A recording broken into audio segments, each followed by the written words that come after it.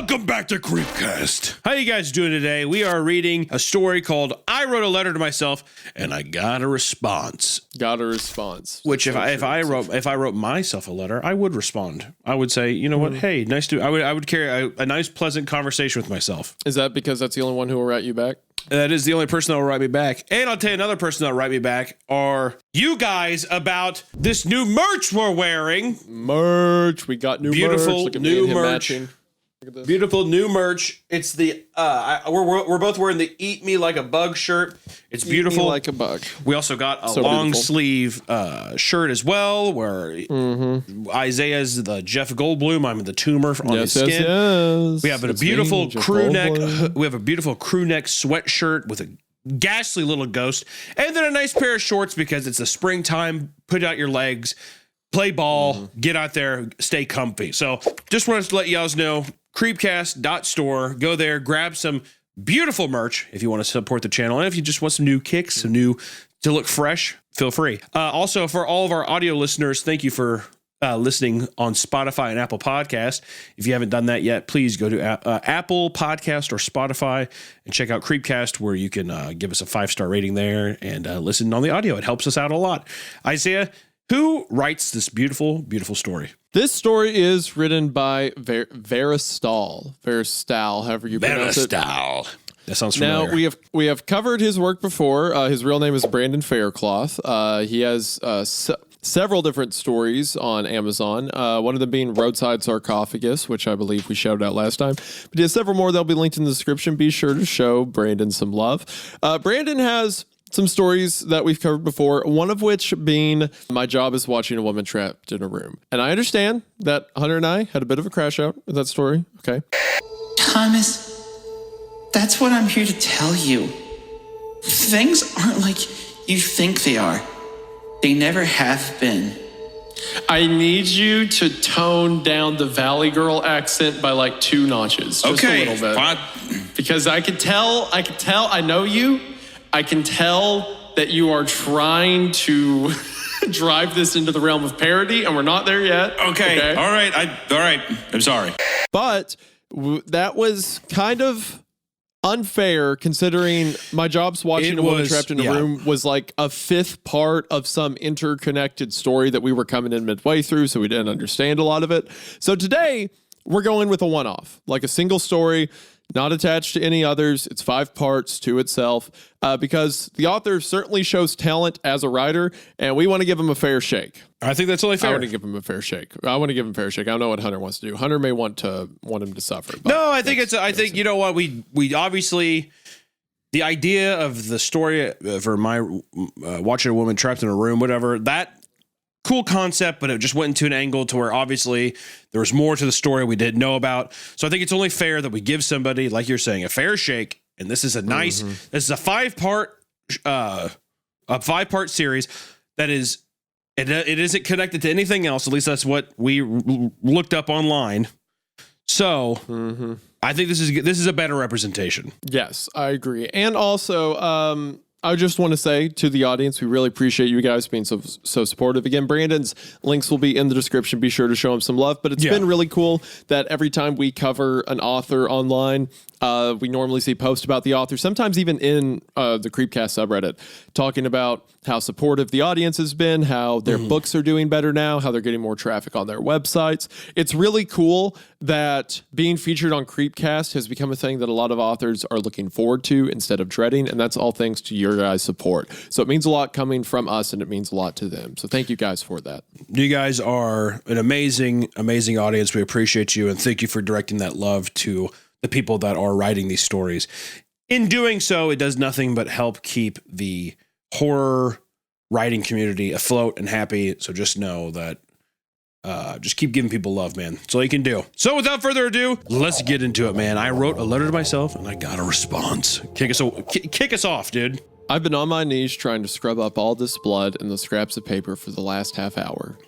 I'm making some progress, but it's slow, and I keep having to stop when my hands start shaking too much. I'm out of my apartment for the moment, sitting on the floor in the hallway, and I can feel my nerves settling some. I'm going to write this out so I'll have it all recorded, and also so I can wait a bit before having to go back in.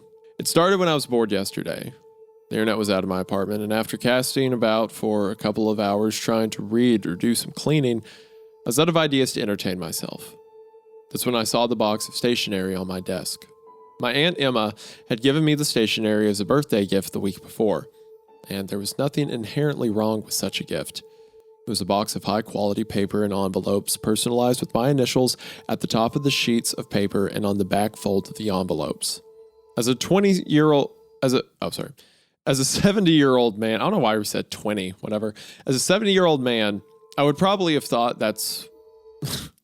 I don't know why I can't read all of a sudden. It's okay. The gift of what is the literacy? The gift of literacy has been taken from me. As a 70-year-old man, I would probably have thought they were the cat's pajamas. But as a 25-year-old man, not so much. But still, I was very bored. So I sat down at my desk and started messing around with it. First, I tried writing as neatly and fancily as I knew how.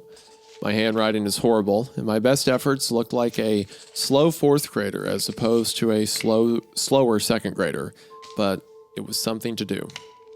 Then I doodled a bit, but my drawing skills are equally lacking. I was feeling myself getting drowsy, but then a thought occurred to me of what to do with the stationery.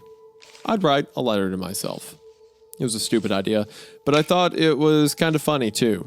So I took out a clean sheet of paper and set to work. Hey Scott, how are you today? My day is okay, if kind of boring. Christine's out of town visiting her parents and the internet's dead. I have zero ideas of what to do with myself. This is lame. Goodbye, sincerely, Scott. I just want to say right now, I've done shit like that before. Oh yeah, if the power's out or whatever, it's like, well, I guess it's time to set up a calendar for the year, even though I don't use paper calendars. It's like or even just like writing something to myself in that way. I do that a lot in my sketchbooks. Just like writing some weird thing. I wouldn't even say it's note taking. Sometimes it feels like a direct like trying to almost conversate with yourself in some weird way of like some. I don't know. I'm just saying. I'm curious if other people who are listening to this if they've done something similar in some weird way. Yeah, I've done strange stuff like that. I've left pranks for myself before. Like I've been on an old laptop. What does that even mean? I've been on old laptops and stuff like that, and I've like found passwords that are like not passwords. It'll be a document that's held like bank account passwords, and I'm like, why did I have this save? And I'll click on it, and it'll just be like a Word doc that just says like idiot or something like that. Oh, I see. Like at some point years back, I was like, I'm going to leave a file that just says idiot, but I'm going to title it something important. Just so years later, I prank myself. Or prank somebody else stumbling upon the computer or something. Yes, but it's always myself. It's always me who gets pranked by my own thing. So. And then you kick your feet and you giggle. Yeah, and I'm like sitting on my bed doing this, and like my feet are in the air. I'm going, yeah. Wow, I'm so funny. I'm so creative. Then you go to the bank, and then they're like, "Hello, Mr. Idiot," and you're like, "Huh? What?" And then your entire account is built on that name. I like call Kayla. And I'm like, sweetie, what's going on? She's like, I don't know, idiot. What's happening? I don't know, you fucking idiot. What do you think's happening? Oh, no! It's like an end of a Twilight episode or something, Twilight Zone episode or something. Like Rod Sterling walks in. Rod he's Sterling like an idiot in his own world. Yeah, a complete and total fucking moron approaches and realizes that he has the dumbest fucking name imaginable. He's so stupid, he forgot he made his name idiot on everything. He's so fucking stupid that idiot fits the name. Of course, this can only happen in the Twilight Zone. That would be a great episode, actually. Only a man this foolish was tricked by everyone, but one day he decided to trick the only person he could, himself. It happened here in the Twilight Zone. It happened here in the Twilight Zone. In the Twilight Zone. I want to make a video about the Twilight Zone. It was such a cool series. Oh man, especially for the time. It's on. I think if you have an Amazon Prime, the old series is on there, and it's like it holds up so well. It's such a fun watch, man. It's really, really fun. I was talking to some of the my editors and stuff like that about if we could set up like a little set to look like one of the sets from the Twilight Zone, and if we could do like black and white and like grainy effects. I could like do a review of the Twilight Zone as Rod Sterling. You should. You totally could do that. Yeah, and I could just do the voice, the whole video like this. The entire time. Imagine a world where you're being called a fucking monkey brain idiot. Imagine a world where you're a YouTuber, and imagine a world where you're a YouTuber and everyone hates you. He's like, well, you'll probably meet Kenyon a Wendigoon. two fucking simple brained idiots, mouth breathing assholes who he's like, what am I even reading? What is this? Imagine being so stupid that everyone cries and they hate you. Yeah. And I'm like, wow, Rod Sterling. Thanks, I Rod. can almost picture it. It's almost like it's my life every day. Where were we? Okay. The novelty. The novelty, yeah. The novelty of the idea had clearly worn off quickly. But I did fold it up and stick it in an envelope at least, even going so far as to address the letter to myself. Standing up from the table with a sigh, I laid down and fairly soon I was fast asleep. When I woke up, it was early evening, and the room was only dimly lit by the fading twilight outside. I reached over and turned on my bedside lamp, blinking blearily at its brightness. I hated taking naps. Always felt groggy afterwards and had trouble sleeping later in the night. Rubbing my eyes, I rolled discontentedly onto my side and began getting up. When my eyes lit upon my desk, I sat back down. The envelope with the letter I had written was different now. It was in a different spot for one, but I could tell from the bed that it was also a different color and looked like it had a small stain in one corner. Standing up and going to my desk, I looked at the envelope closer before picking it up. My name and address was still on the front, but hadn't I written it smaller and more centered than that? Regardless, the envelope itself was definitely different. So clearly, I hadn't written this at all. My next thought was that someone had come into my apartment to either prank me or try and scare me. The obvious answer was Christine. It didn't really seem like something she would do, but she was the only other person with a key. After I did a quick sweep at the apartment for intruders, I texted her. She swore she was still half a state away and even sent me a picture as proof. She also seemed worried and asked if I called the cops, but I wasn't to that point yet. I needed to look inside the envelope first. I pried it open carefully and peeked inside, seeing a light blue piece of paper that matched the envelope and was wholly different than the cream-colored paper I'd used earlier in the afternoon. When I unfolded it, I was surprised to see it really did look like my handwriting, but it wasn't the same letter. Instead, it seemed to be responding to mine. Good to hear from you. I've been watching you when I can for years, and it seems like universes have finally given us a way to talk. I'm guessing that you have apartment 3B on Nesbitt Street in Baltimore, right? And your Uncle Tom gave you the box of stationery for your birthday? It's so weird. I guess things have to line up just right. If this actually works and you're reading this, I know it will probably come as a shock. I don't think your side knows about us like we do you, but that's cool. We can swap stories.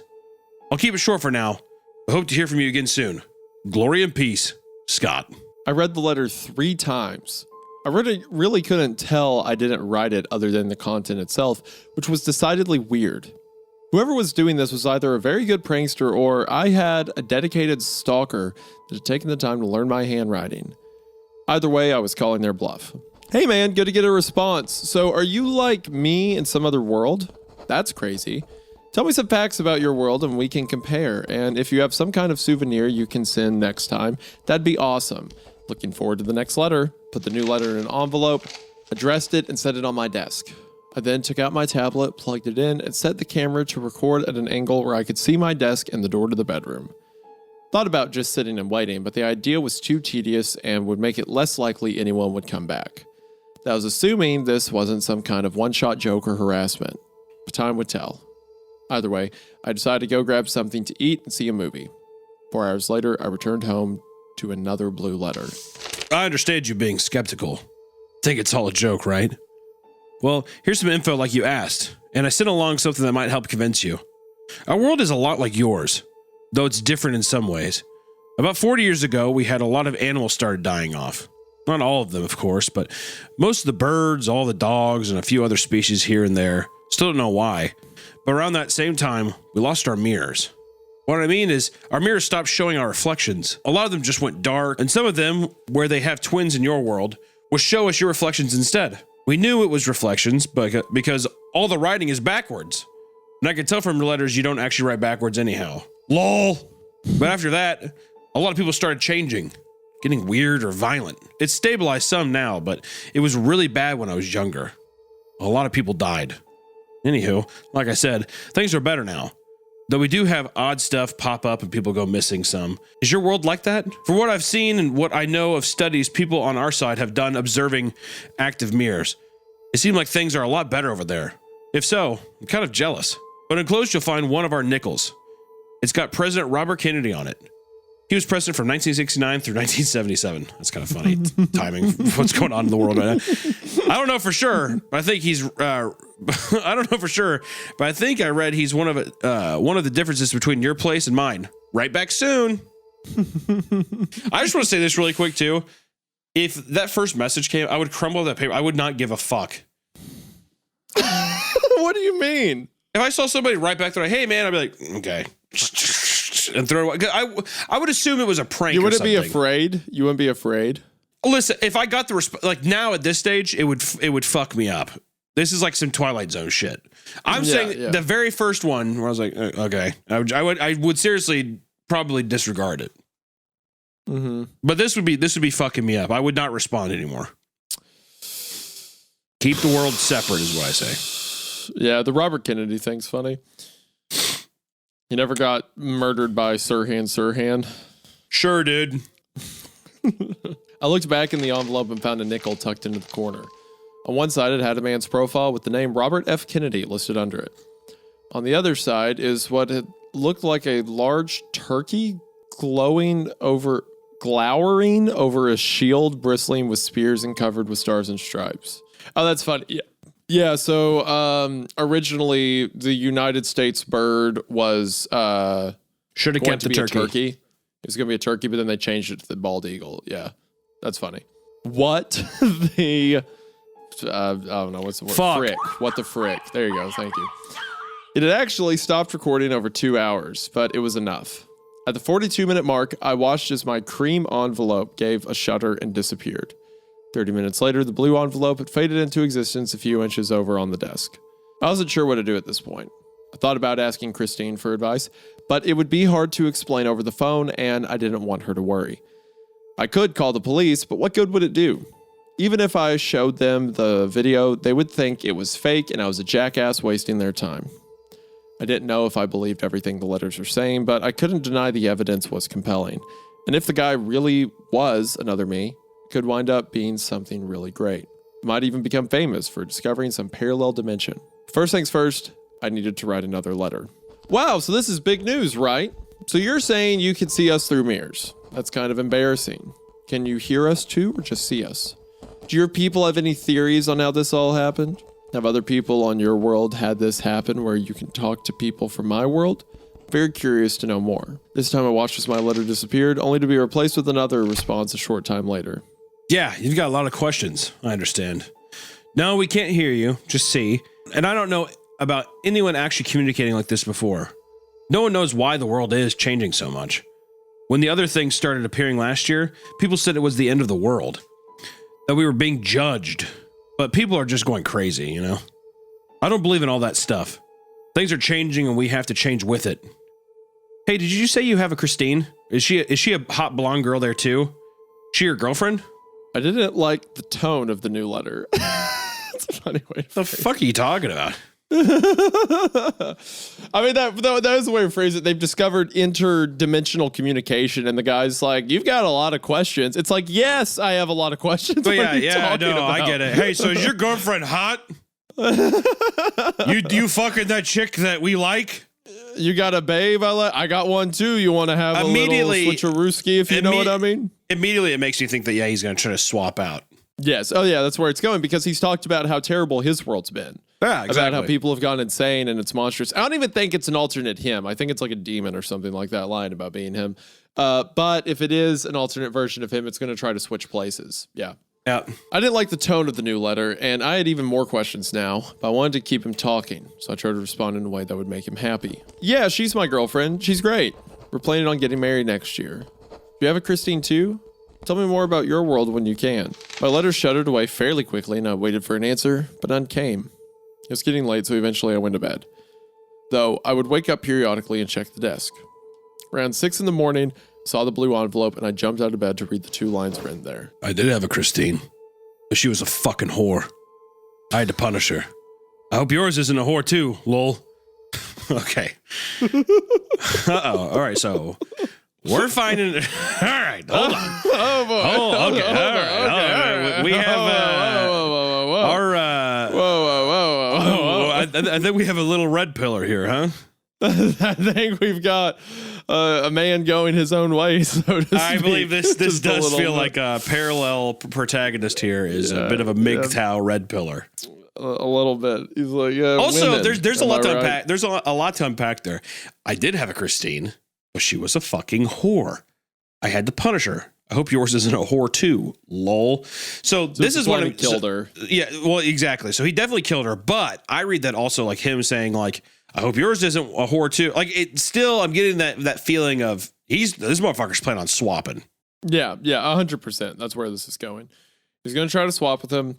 He talked about everyone from his world got super violent and it's getting better now. It did not. He is still super violent. Yeah. Well, yeah, definitely. It is, well, this can only go in good directions, I'm sure. So I will say you've, with the red pill angle, you have piqued my interest. oh, that makes you like the story? Not like it, but I'm like, okay, I didn't know we were going to be dropping some fucking whores here, dude. Yeah, just like hard W. Have we had a MGTOW story yet? Incel horror story? We've made jokes about characters together. I don't think it's literally an incel horror story. I think it's just like everyone's hyper violent in the world. Well, yeah, I know. I'm just saying. It was just, yeah. I mean, have we? Maybe. I don't know. I feel like we have. I feel 100% like we have. Like there's been I barely fucking remember any of the things. I can't I know remember because shit. you hate any time that you spend with me and you can't stand my company or presence. I understand. And you're just my friend for the show. You've made that clear several times off camera that you want nothing to do with me aside from this. Yeah. Thank you. Hold on, let me look. Hit a webpage. Maybe I mean there's David King. Who? Yeah, I mean, I guess David King is probably pretty red pill coded, whatever. It's whatever. Yeah. Let's keep going. I'm hooked in. You're waking up a little bit, getting a little. I into feel it. it in my bones. Yep, let's go. Enough to make my system blow. We'd like to take a minute to thank our sponsor for this video, Rocket Money. You can spend so much time trying to cancel subscriptions. I hate it. They make it hard on purpose because they know if you get frustrated, you'll just give up and keep paying for the service. Well, today's sponsor, Rocket Money, is here to help. Rocket Money is an easy-to-use app that helps you save more and manage your money better. I love using Rocket Money to cancel unwanted subscriptions. And once you get set up with Rocket Money and connect your bank account, the app finds all your subscriptions and puts them into one list. From there, you can select the ones you don't want anymore. With just a few taps of the app, they're all unsubscribed from them. But that's not all. Rocket Money also helps to automate your savings. We all need to save money, so why not let someone else do it for you? It automatically analyzes your accounts to determine the optimal time to save so you can reach your goals faster. Take control of your finances today. Go to rocketmoney.com/creepcast or click the link in the description to get started for free. Thank you so much to Rocket Money. Now back to the episode. Today's episode is sponsored by Mando. Do you have a stinky undercarriage? Goop. Actually, these lines were written for Hunter, so just imagine the non-Christian good boy ways to say things like undercarriage. Yeah. Well, if you smell, chances are you probably need Mando. Mando is a full-body deodorant that is safe to use anywhere, and I mean anywhere. Plus, it's clinically proven to block odors for up to 72 hours, and you can get it in a stick form or spray can. Mando has great scents to choose from like Bourbon Leather, Cloverwoods, Mount Fuji, or Pro Sport. So if you want to try America's #1 whole-body deodorant right now, then you can get it at shopmando.com or in stores like Walmart and Target. But thanks to their sponsorship, we can bring you this exclusive offer to Mando Starter Pack. It comes with their solid stick deodorant, cream tube deodorant, and 2 items of your choice, like their mini body wash or deodorant wipes. As well as free shipping and a special offer to listeners, new customers get $5 off a starter pack with our exclusive code. So use code CREEPCAST at shopmando.com to get over 40% off your first starter pack. That is right, if you use discount code CREEPCAST at shopmando.com, shopmando.com, you will get $5 off your first Mando starter pack, which equates to over 40% off your first order. So smell fresher, stay drier, and boost your overall confidence from head to toe when you use Mando. Don't forget to let them know we sent you, and thank you so much to Mando for sponsoring the show. We are now back to the episode. I was done. I didn't know what this was, but I knew it had to be real, and it was feeling more and more like it was dangerous. Throwing the letter down, I started looking around the room. I saw the small mirror I had hanging on the back of my closet, and I yanked it down quickly, hearing it crack as it hit the floor. I tried to think of any others, and the only ones that came to mind were in the bathroom and the one Christine had hung over a mantle in the living room. Christine! I looked at my phone and saw it was almost 7. She was going to be back in town this morning, probably coming straight here. I tried calling her, but it went straight to voicemail like it was powered off. I didn't have her parents' number, so I had to resort to leaving her a voicemail and text message telling her not to come to my apartment, that I would meet her at hers when she got back. I debated what to do until she arrived, but ultimately decided I couldn't stand being in the apartment myself, so I left a note on the door saying, "Christine, don't go in the apartment. Call me instead. I'll explain to meet you," and left the building. For the next few hours, I basically drove a circuit between our 2 apartments, occasionally parking outside one place or the other. I was sitting outside her place when I got a call from her phone. It was her mother. She said Christine had knocked her phone in the toilet getting ready for bed last night, and they had put it in a bowl of rice to dry out. Christine left to come back home a few hours ago. She must have forgotten it. I felt my mouth go dry. Her mother was asking what she should do to get Christine the phone, but I told her I'd have to call her back and hung up. Based on when she left, she should have been back at least an hour at that point. I knew she wasn't at her apartment, so I sped back over to mine. Saw her car parked down the street from the place, and my head started pounding. Running up the stairs, I reached my door and saw the note I had left was gone. In its place was a blue sheet of nice stationery bearing a drawing of a red ink cart and the words, "Come on in my handwriting. Oh no. I started yelling her name as I fumbled the door open, but as I entered, I could tell she wasn't there. The apartment felt empty and lifeless. I ran to the bedroom, stumbling to a stop at the doorway. My mind had difficulty making sense of what it was seeing at first. On the wall next to my desk, there were strips of paper plastered to the wall and making the outline of a small door about 3 feet tall. The strips seemed to be some combination of blue and cream paper, speckled here and there with spots of crimson and soggy near the baseboard where there were partially bloody handprints on both sides as though someone had been trying to hold on. Oh, God. Getting pulled through the hole in the wall or where the door would be. Yeah. Leading away from the paper door, the floor was covered with more blood, and as I looked closer, I could see several thick runnels in the wood that I thought at first were scrapes or cuts of some kind by something heavy being drug. But then I saw one of Christine's bloody fingernails, tore off at the nail bed and ragged, jutting out of one of the grooves she had raked into the floor in her fight to get away. God damn. Good Lord. That's rough, man. This hit the gas. Good God. I collapsed to the floor and began crying. After a few minutes, I pulled myself together enough to look around the room for any other clues or some means of helping her. That's when I saw the blue envelope on the desk. You were right. She's a hot one. Better than mine, even. But I can tell she has those same slutting ways. Oh my gosh. I'll tell you, what I tell you? I said incel horror film. Whoa, you were right. Incel horror film. Bear Trap. Psh. Oh. You were right. She's a hot one. Better than mine, even. But I can tell she has those same slutting ways. It's in the eyes. But don't you worry. She'll find less tolerance for that over here. And I'll be sure to keep her corrected. Don't bother trying to come across either, bud. I figured out how to do it. But I'm going to have to keep it close to my vest. I have to apologize for not being completely honest before. Things are worse here than I let on. Maybe this Christine can keep me happy and satisfied with my life. But who's to say? Like I told you, some people are really losing it over here. Might be I have to come visiting again sometime. More permanently. Till then, glory and peace. Or as you would say, sincerely, Scott. Oh no. Every implication is horrible. The implications are heavy. That's pretty rough, dude. That's uncomfy. As I'm finishing writing this, I dread going back into that room. I know I have no way of getting her back, and I know I can't have her blood being found in my apartment. Even without hard evidence, there will be questions when she's reported missing. But all of that is in the background at the moment. I can't shake the feeling of being watched. I look around and see no one, but then I notice the dingy brass door of the elevator across the hall from where I'm sitting. The reflection there is dark and distorted, but I can still see myself in it, or at least a version of myself. It looks like me, but I can tell that it isn't, because that version of me is laughing. That is the end of part 1. Part 5 series. I will say, ramped up.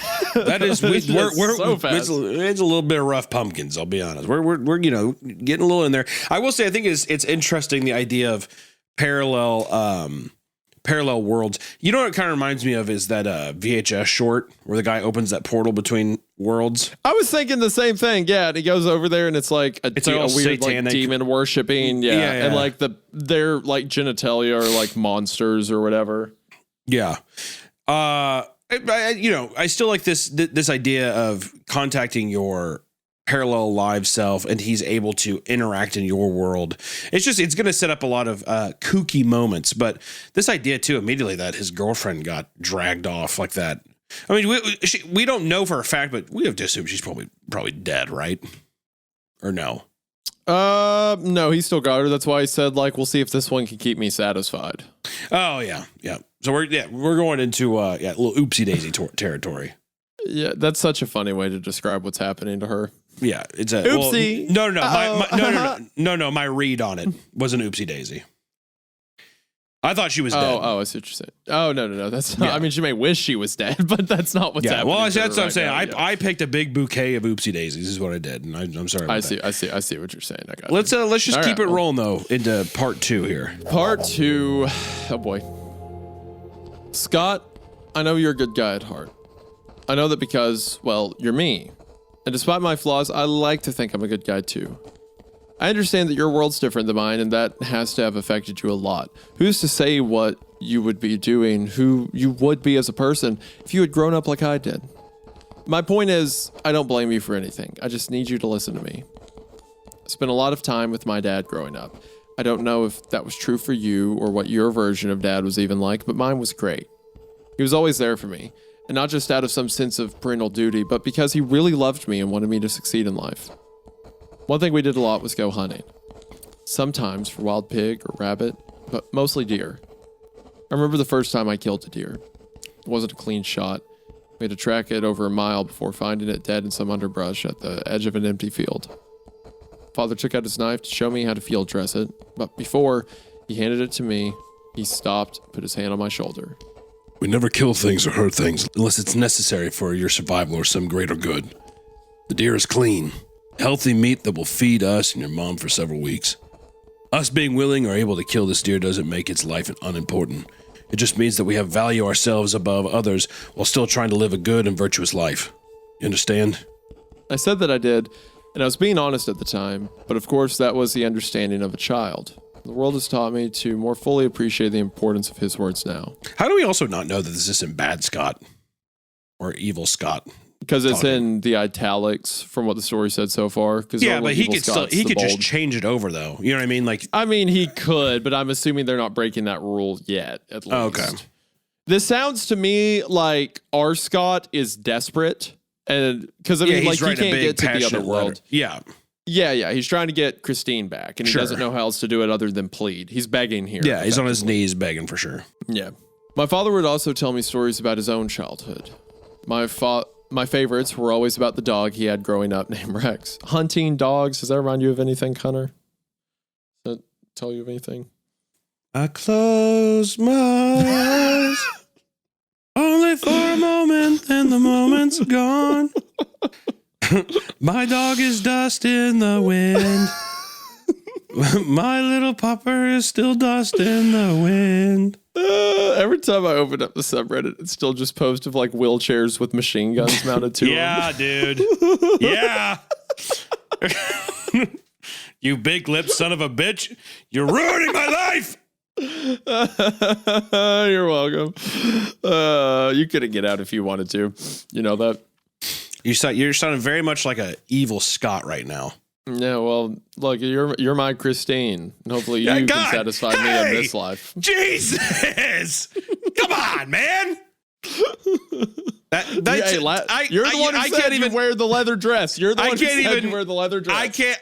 I close my eyes only for a moment, and the moment's gone.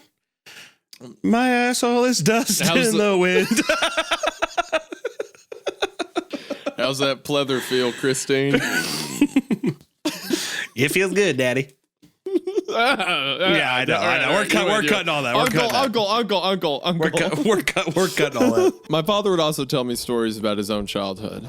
My favorites were always about the dog he had growing up named Rex. Dad had gotten him when he was 8, and he loved that dog more than anything. They really were best friends, I think. They would play together, explore the forest around the farm where my dad grew up, and were generally inseparable as much as life allowed. When Dad got old enough to drive, Rex would ride everywhere with him. He was big for a dog, apparently, so he could easily sit in the seats and stick his head out the window to catch smells as they drove to town or out to go camping. My version of our father never went to college, but he was a smart man and a hard worker. He opened up a little hardware store at 19, and within a couple of years, he had bought a house and was saving up ring money for that girl that is our mother. One night, as he was closing up shop, he heard Rex start growling. He turned to see where the dog was and found him at the back door, hackles raised and teeth bared. At first, my father thought it was a raccoon, or another dog, maybe. Grabbed Rex by the collar and opened the door to look out. It was dark and he couldn't see much, but suddenly he was knocked down and being attacked. He would never say by what, although I've always suspected that was more to keep from scaring me too much than because he didn't know. Rex broke free of his grasp and charged the thing, whatever it was. He snapped, snarled, bit, and clawed, and after a moment, my father was free of it. He was preoccupied by Rex, who was fighting it for everything he was worth. He was an older dog now, but no one was going to mess with our dad. Rex drove the thing off into the woods, but he was hurt badly. Too badly to make it, in fact. My father held him crying as he died. The first time Dad told me that story, I was 15. I was horrified. I've been hearing stories about Rex for years.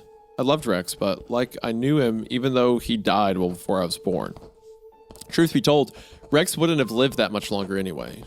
But still, it was so sad. I sat there crying my eyes out, and I remember my father started crying too. It was one of those few times I ever saw him cry. He reached over and hugged me before explaining why he was telling me the story in the first place. Scott, this world is a hard place, and it's going to get harder. Rex and me, we loved each other with everything we had, and he sacrificed himself to save me. That's the lesson. If you're going to live a life worth living, you can't be afraid to make sacrifices.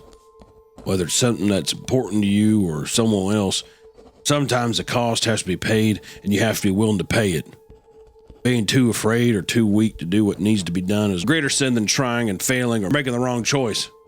Always remember that. And I have, Scott. I've tried to make the best decisions in my life. And all things considered, things have turned out well for me. For instance, I remember the first time I saw our Christine. I felt such a strong surge of excitement and anticipation that I didn't even know what to say to her. And later, when we made... oh, he's getting into... okay. When we made love for the first time, I remember she cried. Okay, what the hell are we doing here? She cried, bro. You gotta honestly, get out. same. That's me too. That's me too, man. I feel you. That's just what it's like. 58 minutes of me crying. You know, talking about how I'm sorry, how I'm scared, and stuff like that. That's typically how it goes. You know? Yeah. She cried. If I'm honest, I cried a little too. What? Oh, you're right. Bear trap. Oh my dude. gosh. Fucking bear trap. How do I do it? How do I fucking do it? You know what? This one time, that was a bear, and you caught it in your trap. I just don't even. Did you look ahead? No, I did. Did you scroll to the end? No, I swear.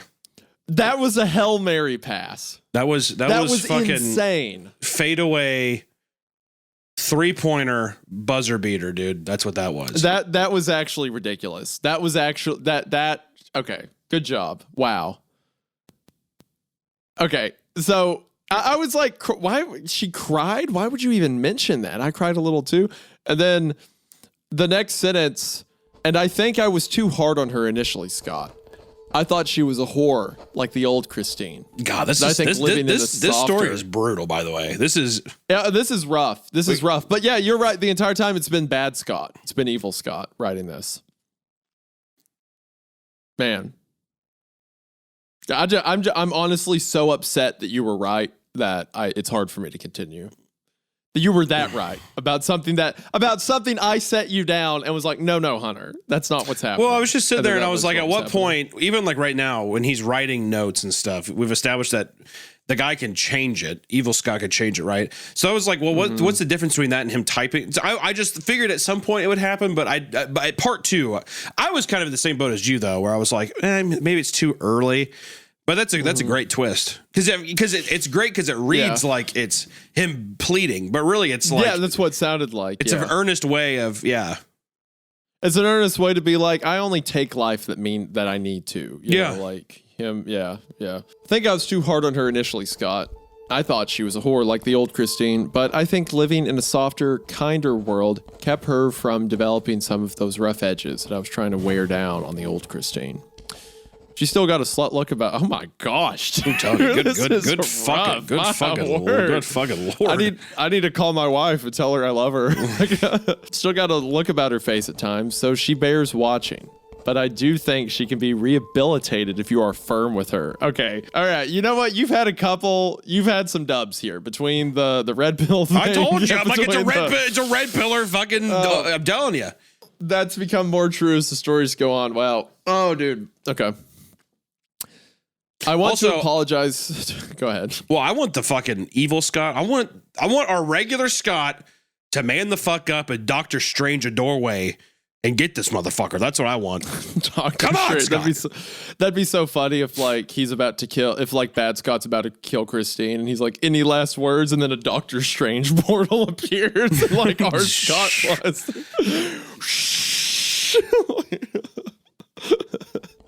I want to apologize to you too, Scott. When I came back and took you by surprise and what?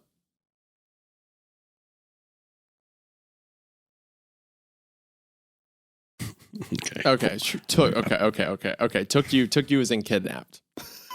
That's what, because if you go to the end of the paragraph, it means kidnapped. Yeah, okay. It means kidnapped. Yeah. That's what it means. I was about to be God, I was going to be like, people are going to be pissed that we're rating this. Lose their mind. Oh my God damn, dude. Woo! Tommy Taffy, you pretend there's a wrestling match happening, but I tell you what, evil Scott's not being so generous by going to the next room. That motherfucker is coming in. Tommy Taffy had the decency of shutting the door. Good God. Watch out. Oh, we haven't talked about it on the podcast yet, but yeah, that's being made into a film. I was going to say we should, whenever it comes out, we should watch it and talk about it for sure. 100%. Yeah. I want to apologize to you too, Scott. When I came back and kidnapped you by surprise in your bed, well, I'll be honest, I was disappointed. I expected more of a fight. But you were half asleep, just like our Christine. You've had the luxury of a softer life than I've had. I don't think less of you because you couldn't stop me from forcing you through the door. I also want to say I'm sorry because I know from your perspective I may seem like a bad guy. I took your girl and then you from this cushy life and pushed you into a world that, well, from your point of view might seem a bit like hell. I want you to know I didn't do that out of some ill will towards you or even Christine, but I had to get out of there. And sacrifices had to be made. And those sacrifices are valued by me, Scott. It's important that you know that. Don't worry about trying to get back either. I know from the peaks I've managed to get in the last couple of weeks that you were trying, and you had figured out that combining our two papers was part of it, but you won't get the rest. And I made sure to not leave any of your letters or envelopes on my side anyway. This letter and envelope will be the only paper from your old world you will have. Trust me, it isn't enough. I don't say this to trick or discourage you, but because I don't want you wasting time and energy chasing some impossible goal when you should be focused on getting your feet under you and making a new life. I really hope you two crazy kids make a go of it over there. LOL, who's to say? You might be better at that life than I ever was. As for me, I just got back from walking in the park across from my apartment. It seemed like I could hear birds singing everywhere, and I saw a woman walking a dog. Can you believe it? A real live dog. Fuck this guy. That's cool. I know this world isn't perfect. I can already see a lot of impurity and corruption. Maybe I can help correct some of that in time. But for now, I'm just going to enjoy my new life. I won't be writing you again, I'm afraid, but I'll think of you often. I'm going this afternoon to buy a puppy. I name it after you, but well, that'd be weird. LOL. Have a good life. Sincerely, Scott. End of part 2. Right.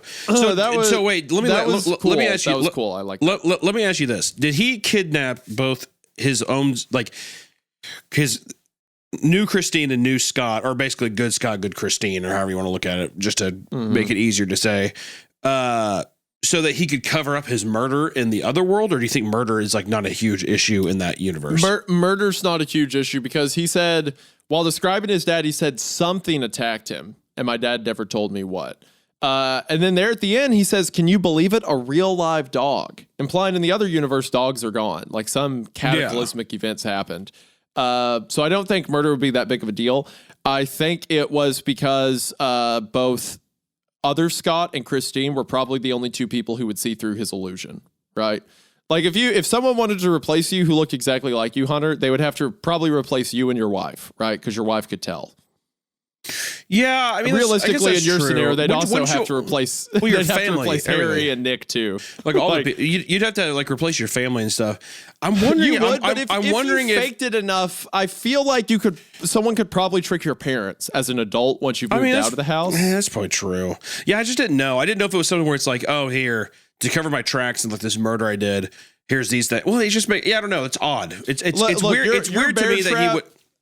Has been dialed in this episode, so maybe that's what's going to happen. Maybe well, I don't know. All I'm saying is that I thought the whole idea would be he's like, yeah, my Christine sucked. Yours is better. And he was going to basically be like, okay, I'm going to steal your life and I'm going to like date this new Christine and like this world I live in. That's where I thought it was going so that's why I'm kind of confused of like, well, why the fuck would he? So, I mean, maybe the moral will be offered in, obviously. But I also didn't know if he's like, hey, I feel bad for taking you from your world, but here, you could have your girlfriend with you, or this like that way. If it was a crime, then it's like, well, at least people won't be looking for you. People won't think that you murdered her because she still is here, etc. But that would make a problem for him in his actual world. Because now evil Scott has to deal basically with her parents, who we've already established are like, hey, she dropped her phone. You know, did she make it over to your house? Okay, all that kind of stuff. So I don't know. Part 3. Let's keep going. Part 3. I'm enjoying this so far. This is pretty unique. It's a fun take on parallel universes for sure. I like the idea too of notes, like notes being doorways, basically. Yeah, they're like writing back and forth to each other, and it's like. Do you still like the mirror idea? I feel like I could do without the mirror. I mean, it was fine in the first part, but I think we've gone beyond it now. I think the mirror thing was being used as a setup to get us that payback, or to get us the payoff of seeing himself laughing in the mirror. But yeah, I agree even then, that if that's all it does, we could do without it. Yeah. Yeah. Well, I understand the idea too of like your reflection is like reflecting into another world, all that kind of stuff. Yeah. I think it's fine or whatever. But I do like the idea of creating like almost how would you say that? It's not like it's probably like an incantation or something, but like writing on a paper to yourself. Can be summoning, like a ritual, like a almost. Summoning or a ritual. There you go, like a ritual. Yeah. You know, that you would never even think to do. It's like anybody can do it, but who's going to write a letter to themselves? Who would do that? Yeah, like it's a gateway that's always there for everyone, but just no one's done that, right? Do you think in this universe, when people do that, people who have diaries, do you think that they connect in that way? No, because it's not addressed. Because he made a big deal about the address and everything, right? Yeah. Yeah, I bet that might be the deciding factor. Because otherwise, then yes, anyone with a diary would have happened to. The twist of that part was really nice, though. That was great. That was very well done. That honestly, like, elevated the story several levels for me. Like the turnabout. If you hadn't predicted it, I would be much more excited about it. But because you predicted it, I have to be upset. Yeah, I mean, I don't know. It's just for people who don't know, when we're reading this in the first part. It's just italicized when we're talking about our protagonist, normal Scott. And then it's bold letters when it's referring to evil Scott. But in this one, it was basically all italicized. So it immediately reads like a a letter, like just a super long plea for, hey, please open this fucking door and give me back my girlfriend or whatever. But that's how I just, even reading like that, that's just the great thing about this, like, writing format is being able to trick the audience in that way, because that's, now if you look at the formatting as italicized as our world and bold as their world, then it's like, of course you would be italicized, like that kind of vibe. Mm-hmm. Yeah. I woke to ashes fluttering down onto my face like sullen snowflakes, covering my skin in 100 gray kisses of burned down yesterday. I coughed as I sat up, pulling in another spasmodic breath as I wiped at my eyes. The ashes had caked there because I had apparently been crying in my unconsciousness. My hands came away black and running as my eyes began to water again. And blinking through the smut and the tears, I could see the flakes falling down on me through a hole in the roof, or rather the ceiling, because Scott's apartment wasn't on the top floor. Yet looking around, it was Scott's apartment, or a very close approximation of it. It was far more run down and dirty, and some of the decorations were different, but the layout and the general appearance was similar. My head was still drifting through a fog so thick I could scarcely tell I was even in a fog. But I was starting to remember myself and Scott, parts of what had happened. I looked up again and remembered that there should be at least 3 floors above this one, and at the edges of the hole in the ceiling, I could see parts of those ruined rooms hiding in the shadows up there. It seemed that the top part of the building had been destroyed somehow at some point in the past, and through the hole that was left behind, I could see the ashes, and beyond that, the stars. I came back to myself as I remembered Scott attacking me. Well, not Scott, but someone that looked like him. A lot. Like some older, crazy twin brother. He had dragged me into Scott's bedroom, and I had seen the floor and wall were covered in blood.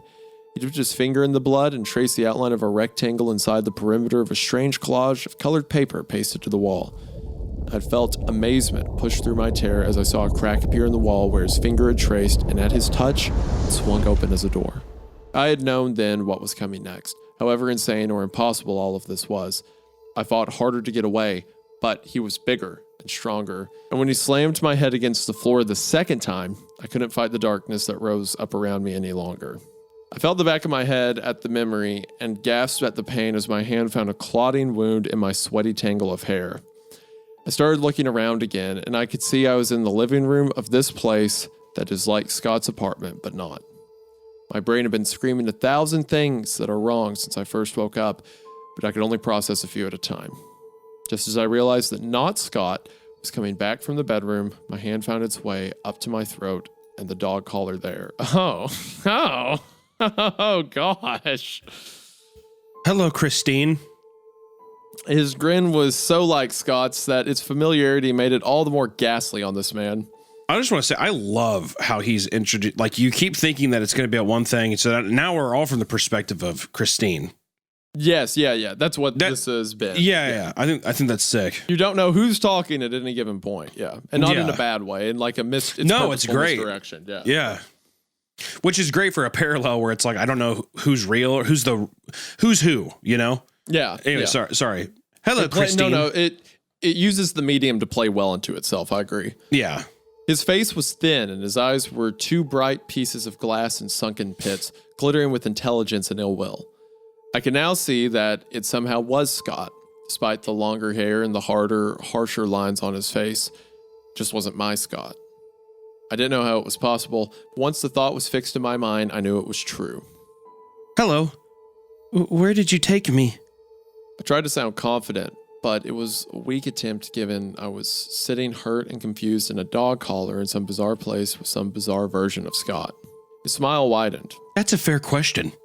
This is my world. I brought you from yours after hearing good things about you from Scott. Well, the other Scott. He raised his hands in a placating gesture. Look, I know what you're thinking. I kidnapped you, knocked you out, and brought you to this place. Hell, I put a collar on you. I guess this all looks really bad, huh? This guy is such a jerk. I know. He's like just a awful man. He crouched down on his haunches next to me. I brought you here because I miss my old Christine. See, we were together here too. But things didn't work out too well. I'm not saying it wasn't selfish to take you away, but It was with love in my heart. And as for this, He pointed to the dog collar. I just want to make sure you didn't run out if I wasn't awake or paying attention when you came to. My world is pretty different from yours, and it's not safe out there a lot of the time. I wouldn't want you getting hurt on my account. I stared at him, trying to keep any scorn out of my expression. He was clearly insane, and I didn't want to risk setting him off, especially when I really didn't know what was going on or what this place was like. That was the key. I needed as much information as possible, and I needed to see how much latitude I could get before trying to escape. So, you'll take the collar off now? He chuckled and shook his head. I can already tell I'm going to like you better. Sighing wistfully, he went on. No, not yet, honey. It'll take some time for you to acclimate. And until you do, I'm afraid you'll be your own worst enemy. For now, just rest and I'll bring you some food. Your chain goes far enough for you to reach the bathroom over there, but just remember, do not flush it during nighttime hours, okay? That's very important. This building is fairly secure, but the neighborhood has gone to shit lately. Lots of home invasions at night, and they target buildings where they hear noise or see lights. The blinds keep the light in pretty well, but the pipes in this old bitch keep a fuss when you flush. So just save that for the morning, and we should be shiny golden. The next few days, I do like how, like, even though it's not the focus of the story, there is some attention given to the alternate world. Like, there's no dogs, there's creatures. Well, it makes it more compelling, I think. It does, yeah. Well, I don't know if I feel like that's like, there's obviously something odd that happened to where all dogs died or something, but it almost just feels like. I think it just means animals are wiped out. Yeah, it's like just a fucking weird dystopian future or something, or parallel, yeah. It reminds me of The Road. The Cormac McCarthy novel. It feels like that world. That's why it almost feels like it's I still don't know if I'm thinking creatures as much as just like, like fucking homeless gangs or like new barbaric tribes are forming in cityscapes. The next few days were a cycle of sleeping, eating, and trying to figure out the best way to escape and where exactly I would be escaping to. Last part was primarily facilitated by Not Scott. He spent hours each day talking to me, seemingly starved for conversation and human contact. He had some kind of job, and depending on something he called occurrence reports, he would be gone working for periods of time most days. But whenever he was there, he was usually talking to me.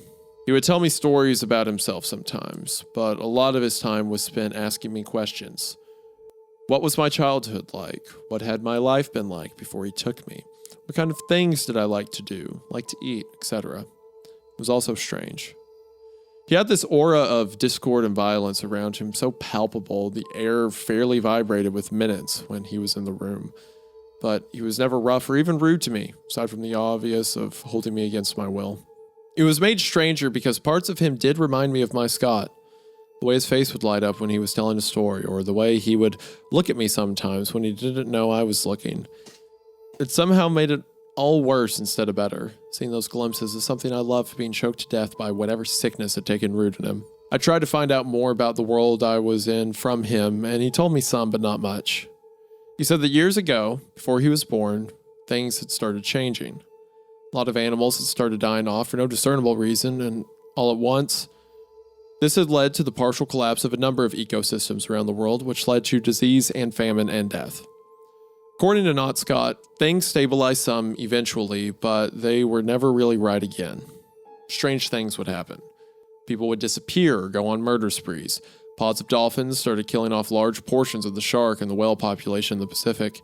Then in 1998, over 200,000 people across the globe committed suicide within 10 minutes of each other for no apparent reason. People called it the Awakening now, because that was when the world governments and media began admitting that there was an ongoing major problem and they didn't know how to stop it.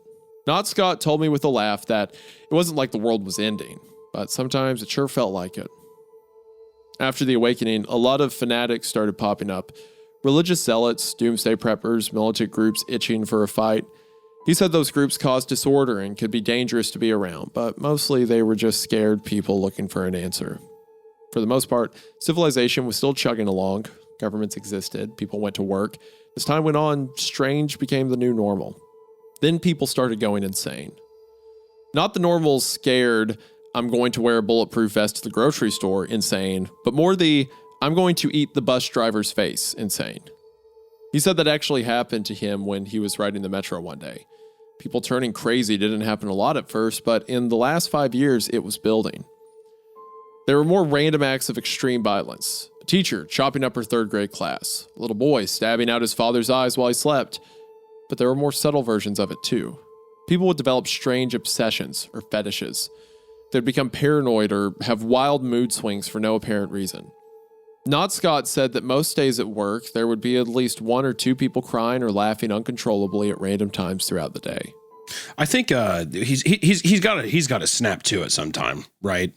Well, he killed Christine, so I'd imagine he already has. Well, I meant to our new Christine. There's got to be something that is going to, I don't know. I'm just wondering, what kind of sadistic thing? Well, because I'm wondering if he's going to lie and be like, oh, she tried freaking out on me and she did this or that. Or, she's just like, oh, she was having sex with another guy and I killed her. That's what I'm thinking. Or he thought she was doing that. He thought that she was sleeping with another guy, yeah. He had tears in his eyes when he told me that last, and I felt my heart breaking a little at what he said next. I know it's happening to me. It's happened to me already. I've done terrible things. Not just what I've done to you and to your Scott, and I've done much worse than that. I used to not be like this. I reached forward and took his hand. I can't imagine what you've been through. I'm not saying you can fix everything, but you can make it better. Let me go back. You come too. If this world is what is making you do these bad things, maybe you'll be better away from it. Not Scott pulled his hand away, his face hardening. I should have expected this kind of cozening from you. You're not as different as I'd hoped. Standing up, he wiped his eyes with the palms of his hands, and as he stared off, his expression hurt and almost embarrassed. You aren't leaving, and there's no real hope for me either beyond embracing this world as is, letting it reshape me so I can survive it. He looked back down at me. You best get to accepting your reality too. It's a hard world and it's gonna get harder. After that, he talked to me a lot less, though some nights he would sit with me for a while, saying very little but seeming to not want to be alone. Other nights he would seem different, a dark look on his face more akin to when I first saw him upon waking. Those nights I just tried to stay inconspicuous and small. He didn't tell me much more about the world outside, other than that there were worse problems now than just people going crazy. I could hear signs of the chaos outside. Gunshots, screaming, the orange glow of distant fires were a regular part of life. I asked about what had happened to the building, and he said a television helicopter had crashed into it a couple of years back, taking out most of the top 3 floors. It only put the small hole in Not Scott's ceiling and caused minimal structural damage to the rest of the building, so he had stayed. He grinned and said he negotiated the rent down and decided to look at it like a skylight, and the days moved on. I need to stress again that after he got me here, he never hurt me. He was generally kind, in fact. He didn't threaten me, didn't try to force himself on me, or even come onto me sexually. And the things we talked about, they seemed harmless. Combine that with the fact that in a lot of ways, Not Scott was Scott, and it made it easier to be taken in. Looking back on it now, I see that peppered into our conversations were questions that would prompt me to talk about my Scott, to talk about my world. So I told him stories of my parents or my 9th birthday or my college major. I was giving him information and insight into a place he was desperate to learn more about. He was smart about it, subtle, but over time, I was handing him everything he wanted. I let myself forget I wasn't dealing with my Scott, but just afflicted with some strange mental illness. I was dealing with a stranger. I remembered that fact when he brought her in, screaming and crying, snot pouring from her nose as he dragged her by the arm across the living room and into the bedroom. He tried to shut the door back when they entered, but in her flailing, she kicked it and swung back open as he brought the knife down across her stomach. As blood welled out of the wound, she raised her head and her eyes met mine. She couldn't have been more than 8 years old. God damn. Rough. Oh my gosh. Not Scott followed her gaze and saw the door was open. He looked at me, his face pale and stricken. I'm sorry you saw this, Christine. I'm just doing what's necessary to survive. Tell him I left the key to your collar in my closet. With that, he slammed the door shut, muffled the girl's last gurgling scream, but not nearly enough. I screamed at the door, begging him to stop, but I knew it was no use. It was more just to make myself feel better and to vent my frustration. For the 100th time, I strained at my collar and tugged at my chain, but he had secured both well. I finally gave up, my throat hoarse and my body exhausted. Even amidst my struggling and thrashing about, I had noticed that the bedroom had fallen silent. As I lay there panting, I strained to hear any sound. There was nothing for several minutes, then a series of small scuffling noises followed by the sound of something being drug. Silence again. I debated yelling, but I knew it was too late for the girl, so I stayed quiet. When the door suddenly burst open, I let out a scream. Scott was standing there, his face and clothes smeared with blood. He was squinting and seemed unsteady on his feet, but when he saw me, his eyes widened. Christine? Cool. End of part 3. So that was leading up to the moment where Not Scott pulled Scott through the portal. So now they've switched places. Yeah. And he had to kill that 8-year-old girl because he needs blood to make the portal. It sounds like. He had to like cut her. He did an excessive amount of blood, I'm guessing, to like actually paint the doorway. To paint a door. Open. Yeah. Whew, this story, I'm enjoying it. It is rough, admittedly, but I'm enjoying it. It's much more graphic than I wrote myself a letter. You know, I did not expect this to be. I wrote myself a letter and I got a response. Yeah, the 8-year-old had the blood poured from her body as exactly. the knife dragged. Yeah, you're gonna wear this dog collar, and I'm gonna fucking bite my own fingers off. I'm so glad it did not go a sexual route because that's 100% what I was expecting when he put her in a collar and he's talking about weird fetishes and that it didn't do that. So you know what? I'm happy. If the 8-year-old's got to die, they got to die. But as long as it doesn't become some weird sex thing, whatever. Part 4 or 5. We're moving right along. Part 4, let's go. Okay, so my assumption is going to be this is back to our Scott when he got pulled through. Yeah, I think it's time to be back with regular Scott, or at least I hope it is. I woke to hands around my throat, choking off my air as I swam out of the black currents of sleep and opened my eyes to see a face eerily similar to mine staring down at me. The other Scott was straddling me, bearing down hard as I started trying to flail and get free. His arms prevented me from getting a good hit in on his head, so I tried punching him in the sides. He grunted at each impact, but was unmoved. I tried to make eye contact, mouth something to him, but he wouldn't meet my eyes. Seemed to be avoiding them, in fact. Just stared at his hands around my throat, lips skinned back from his teeth in some kind of snarl or grimace below eyes that looked almost sorrowful. This somehow scared me even worse. I started fighting back harder, trying to buck him off while slamming an elbow into his arm, hoping to break his grip. But he was too strong, and I could already feel myself slipping back into the icier waters of unconsciousness. As I faded out, I had time to worry if my shoes were still on and to hear him say he was sorry. When I woke next, I was face down on the floor, the left side of my head wet with some kind of viscous liquid. I wiped at the left eye and then opened them both experimentally. I was in a version of my bedroom, but I could tell it wasn't mine. I looked around slowly, my throat aching with every breath as I sat up. The room was empty and the door was shut, and I had to fight the urge to rush out and search for Christine. I needed to be smart, take my time, and take everything in. With revulsion, I noticed my hand was wet with blood from where I had wiped my head. My entire side was soaked in it, in fact, as was the floor. I felt a lurch of fear in my stomach. He had killed Christine before he came back across to get me, but I tried to hold it at bay as I studied the rest of the room. Nothing that noteworthy other than that he had 5 mirrors hanging in different spots in the room, all of which were dark. I looked at the corner of the ceiling above the bed and breathed a sigh of relief when I saw no mirror there. To the wall, I saw that he had stripped away the paper he used to make the doorway on this side. I guessed he had replicated it on the other side so it would stay open while I destroyed this side, but aside from the paper, I still had no real idea how it was done. Given the fresh blood, it seemed likely that was part of it. Again, I had a thrill of fear for Christine. This time I couldn't resist it. Standing up stiffly, I went to the door and yanked it open. The woman screamed, and as I looked across the dimly lit living room, I saw it was Christine. She looked terrified, and she was chained to the wall by some kind of collar, but she was alive. Christine? She blinked, her mouth slowly closing as she took me in. After a moment, she started to stand, her face shifting between fear and hopefulness. Scott, is that really you? I wanted to run to her, but I could tell she was freaked out, so I approached slowly. It's me, baby. Did he hurt you? Are you okay? Her face crumpled as she ran to me, almost knocking me over with the force of her embrace. Thank God, oh God, oh God, oh God. I stayed quiet and hugged her back. After a minute, she pulled back, her expression serious and more composed. Is he gone?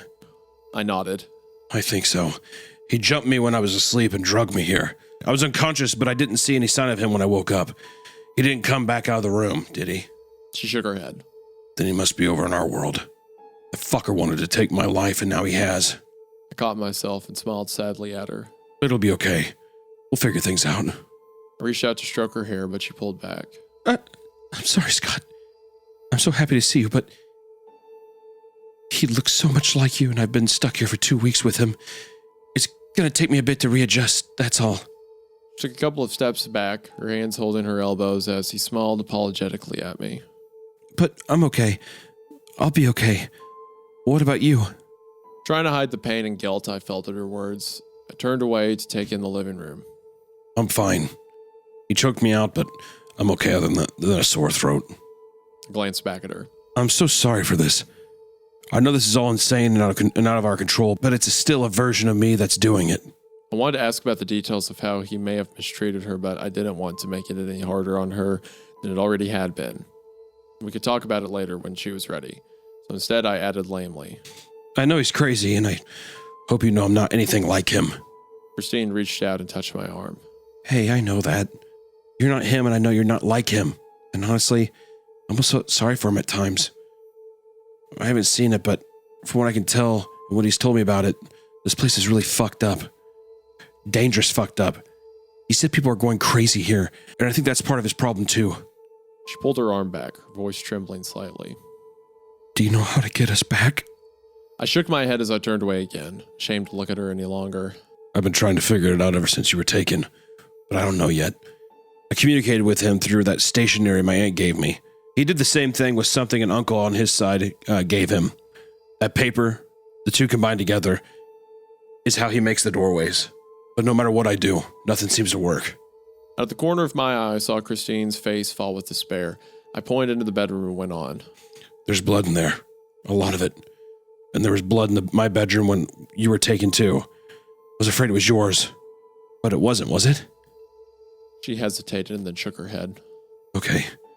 That's what I was thinking. The blood has to be a part of it then.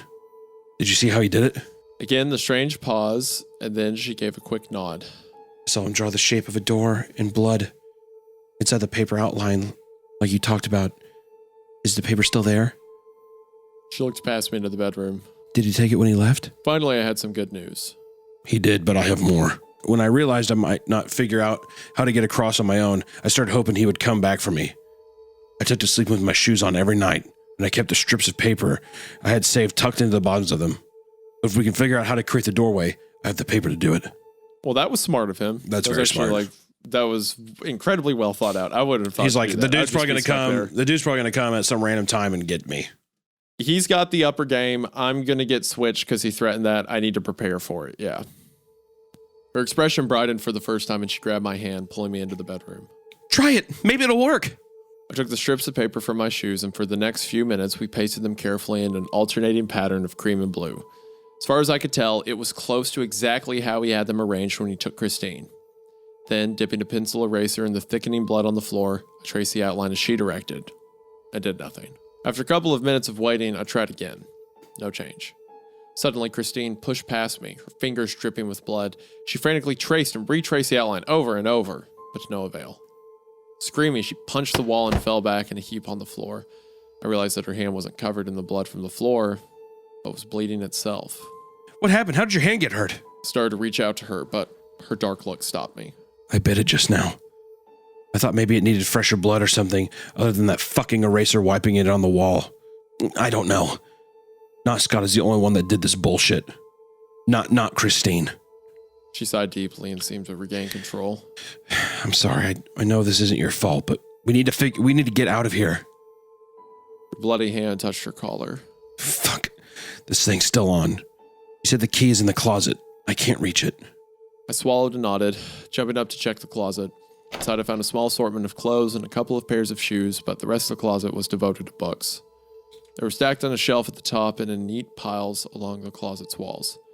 Most of them looked to be fantasy or science fiction, many by authors I had never heard of, a few by authors who had never written those particular books in my world. On top of the closest book stack was a key. After Christine was free, we searched the apartment over for any clues on how to reopen the door. 30 minutes later, we were back in the living room. Christine staring at the floor forlornly while I tried to figure out something comforting to say. Look, it'll work out. We'll figure it out. But it may take some time. Her expression didn't change, and I went on. I need to go out and get us some supplies. Figure out if this place is even anything like he said it was. Maybe it's not half bad and he's just a crazy liar. I knew the unspoken subtext of what I was saying was that hopefully it would be nice because we might be stuck here, but I couldn't quite bear to say it. Instead, the idea of being marooned in this place just hung between us like some kind of noxious cloud, slowly killing the little hope we had left. As I was thinking this, I realized Christine was on her feet. You're right. Let's go and see what this place is even like. I thought about protesting, asking that she stay at the apartment in case the outside world was dangerous, but I could tell she was determined to go, and it would be good if there were two of us. Between us, we managed to find a pair of long kitchen knives and a flashlight, along with a light jacket with pockets I could store the items in while we traveled. Then we were off. Stepping out of the apartment, the ill repair of the hallway matched the hole in the ceiling of the apartment. The only thing in sight that looked clean or well-maintained was the elevator, the brass of which carried a mirror-like sheen. I stopped and looked at the reflection there, but saw nothing. At her questioning look, I explained my encounter in the hallway to Christine. She said not Scott, she called him, had told her some about mirrors, but not a lot. She asked how I'd been able to see him back in the reflection on the elevator, and I realized I didn't know. But by then, we were pushing out of the downstairs outside door. When we stepped out, the first thing that struck me was how quiet the city was. How still. It was still early, but in our world, there would already be people out of cars and bustling along the narrow lanes of the street that ran in front of the apartment building. There would be sounds of nature mixed in as well, even if it was just the occasional bird song or dog bark. Here, there were a handful of cars driving down the street, and the people driving them seemed to either be staring straight ahead, so their gazes were welded to the road in front of them, or constantly looking in every direction, seemingly terrified of some surprise attack. It's hard to say which was the better idea. We turned to the left and made our way down to what would be a corner grocery store in our world. Along the way, we passed only a couple of people. They were both walking determinedly on the far sidewalk. They shot us wary glances, but that was all. My attempt at waving hello to the second person was ignored. At the end of the block, we found that Patterson's grocery store was now Patterson's package shop. But when we entered, we found that aside from a large volume of alcohol, the place still sold various food and drinks. Sticking close to each other, we selected a small variety of items and headed towards the front. Money didn't seem to be an issue for the moment, as Not Scott had left a small stack of bills and a debit card with a pin taped to it sitting on the kitchen counter. The bills were red and reminded me of Monopoly money, but when I handed the cashier a $100 bill, he took it without complaint and gave me a handful of strange change in return, including another RFK nickel. On the way out, we were almost run over by a large teenage boy barreling into the store past us. As he cleared the threshold, he started yelling about how he needed fresh tickets for my mom. Get them up for her, you cozening fucker. I propelled Christine out onto the sidewalk, but not before I heard the cashier scream back that the boy's mother had been dead for 3 years. We exchanged a look, and I debated suggesting we head back to the apartment, but Christine was already opening a bottle of water and cutting across the street. There was starting to be more traffic now, but the flow of people was still anemic. I made the comment that this was what the world would be like after some plague in a movie where half the people had been wiped out. Christine had shot me a glance, her face hard. I don't know if that's what's far from the truth. She pointed ahead to Bristow Park, which was actually called the same thing here as well. Let's go in there and see if there are any people out. Our version of Bristow Park was always bustling with people in the morning. On the weekends, it would be families and casual games of football or frisbee, but even the weekday saw a steady stream of joggers, dog walkers, and miscellaneous others. At first, we thought this version of the park was largely empty, but then Christine heard singing. The outer pass of the park followed cultivated hedges and trees, curving and winding along the park perimeter with inlets into the more central areas every 100 yards or so. Even when you start down one of those inner paths, it takes more than a few steps before the large open spaces at the center of the park are revealed. As we were walking along the outer path, Christine suddenly cut onto one of the inner paths, murmuring that she heard music. I followed, but at first, I heard nothing. It was only when we were stepping onto the dying grass of the central field that I heard the faint singing or chanting that was coming from the throng of people clustered around the enormous bonfire in the distance. So I'm no expert in this world, right? But I would say don't walk towards that. No, sir. I would say, no thanks. People here are insane. They kill others sporadically, and there's a bunch of religious zealots. Yeah, And then you hear chanting at a bonfire in the park. Yeah, it's cool. Come on, let's go. It's gonna be a great time. Hey, it's a campfire. Christine was walking towards the group quickly, and after a few more paces, I grabbed her arm and stopped her. She turned to me, her eyes fierce and her voice low and trembling when she spoke. What are they doing? Do you see that? I'd been more focused on Christine as we had drawn near, but as I looked again, I saw exactly what they were doing. The bonfire was not really a bonfire. It was a 20-foot metal frame in the shape of an X. The lower half squatter and much thicker than the top. Inside the frame, wood had been carefully inserted throughout and set ablaze. That was all very strange, but I only noted it in a perfunctory way as I watched the man catching fire. The man had been stripped naked and chained at each wrist. The lengthy metal bindings trailing off into the crowd on each side of the burning X. The man was in the middle between the burning effigy's legs. The top of the white hot metal only inches from his head.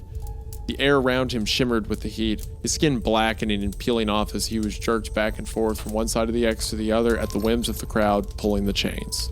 We were still 50 yards away, but when a breeze shifted direction, I could smell the pungently sweet smell of his flesh cooking, even as I heard him scream.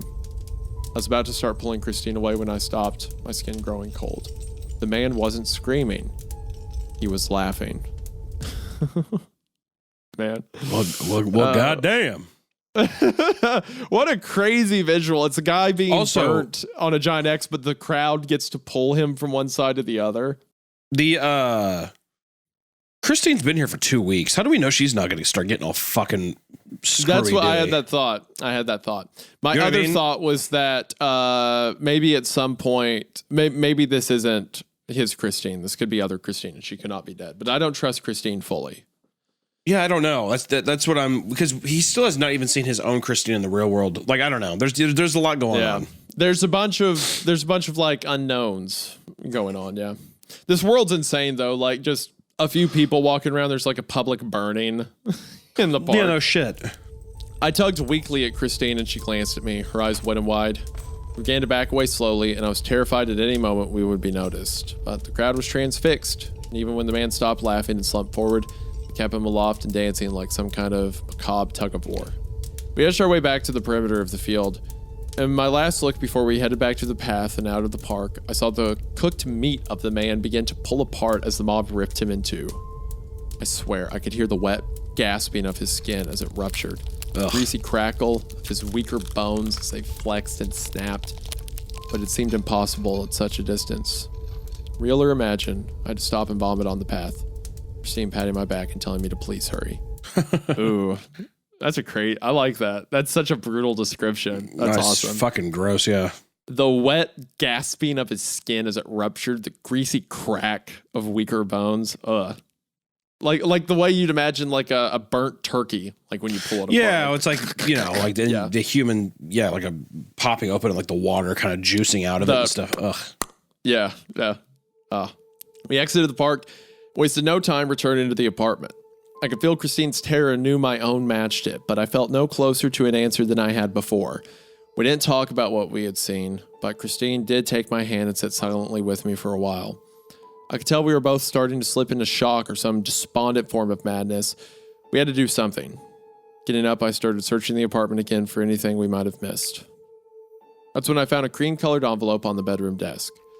I opened it and read it again, my heart pounding. I gave it to Christine. She studied it for a long time before looking up at me. She was about to speak, but I couldn't hold it any longer and blurted out. Did he rape you? Well, gosh, Scott. My goddamn. I'm telling you, Calm good down. Lord. Like, maybe now's not the time to talk about these things. Well, Maybe so I imagine the cream-colored envelope is the one that we read in part 2, right? Yeah, I think so. Yeah, because it hyperlinks to part 2. Yeah. Okay. Yeah.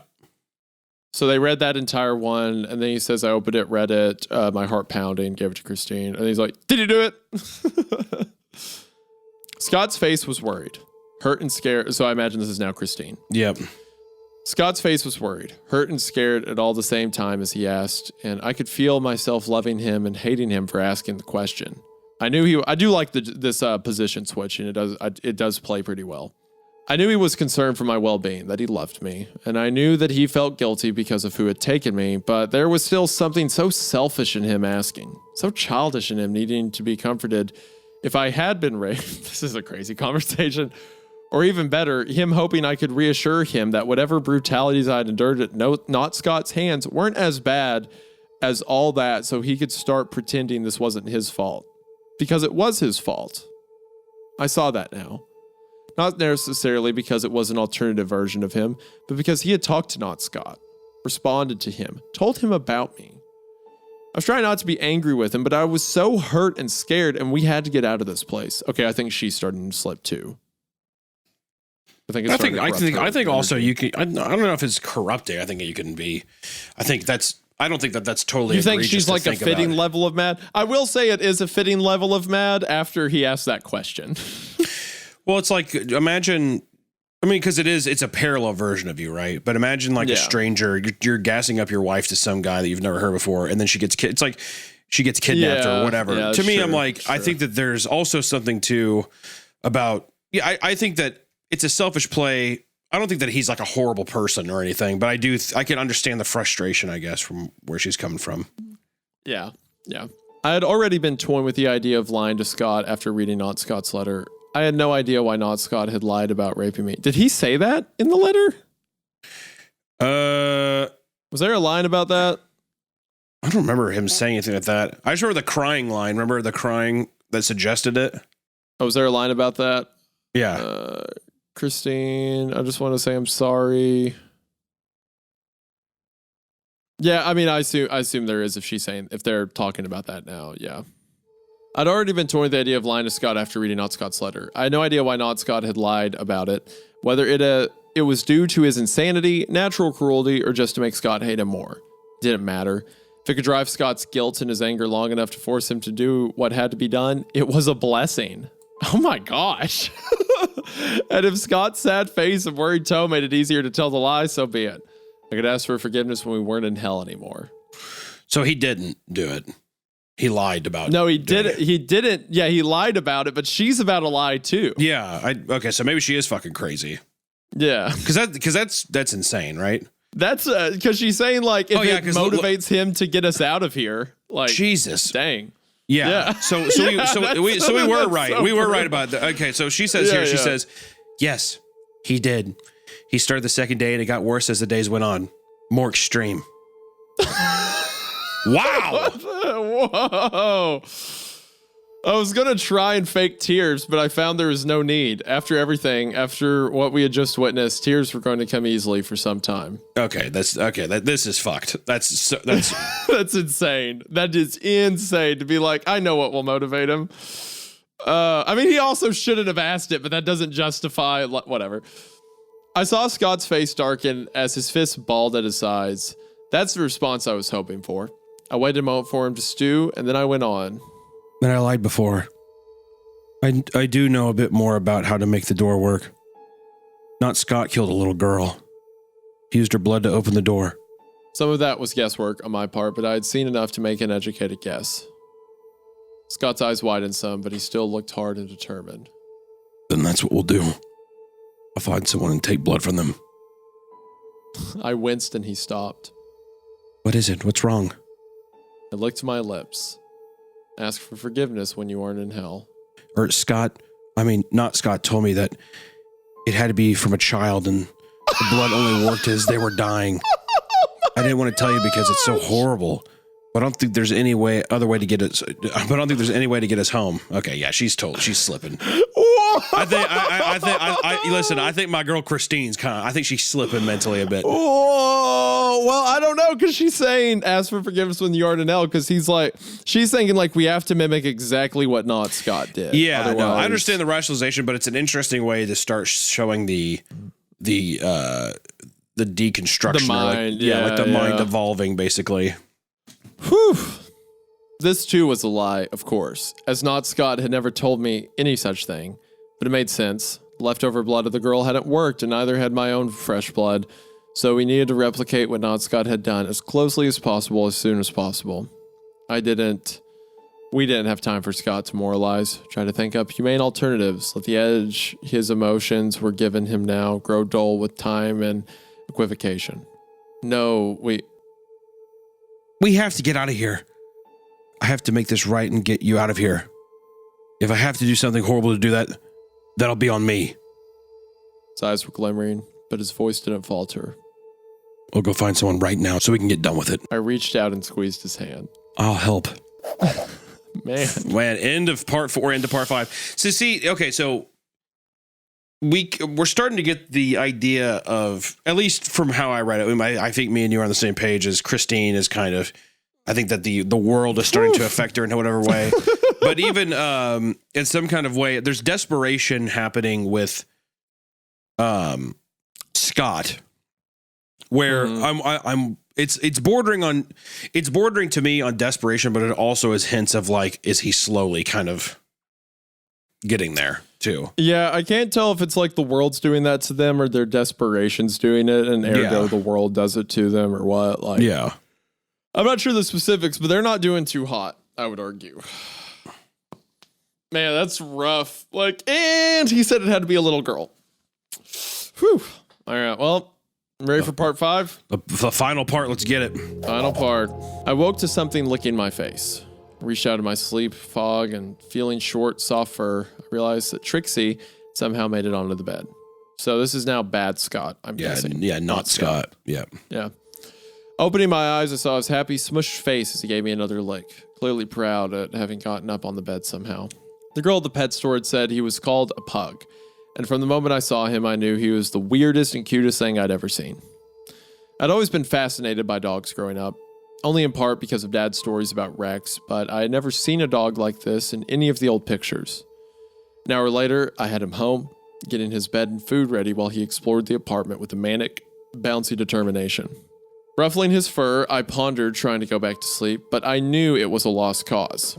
In the 5 days since I wrote my last letter to the other Scott, I've been having more and more trouble sleeping. A lot of guilt for what I had done to him and Christine. The longer I was out of that place, the more I felt it. Yeah, I was going to say, because I feel like the more he's in this world, the more less insane and less violent he's going to feel. The more human he gets. Yeah.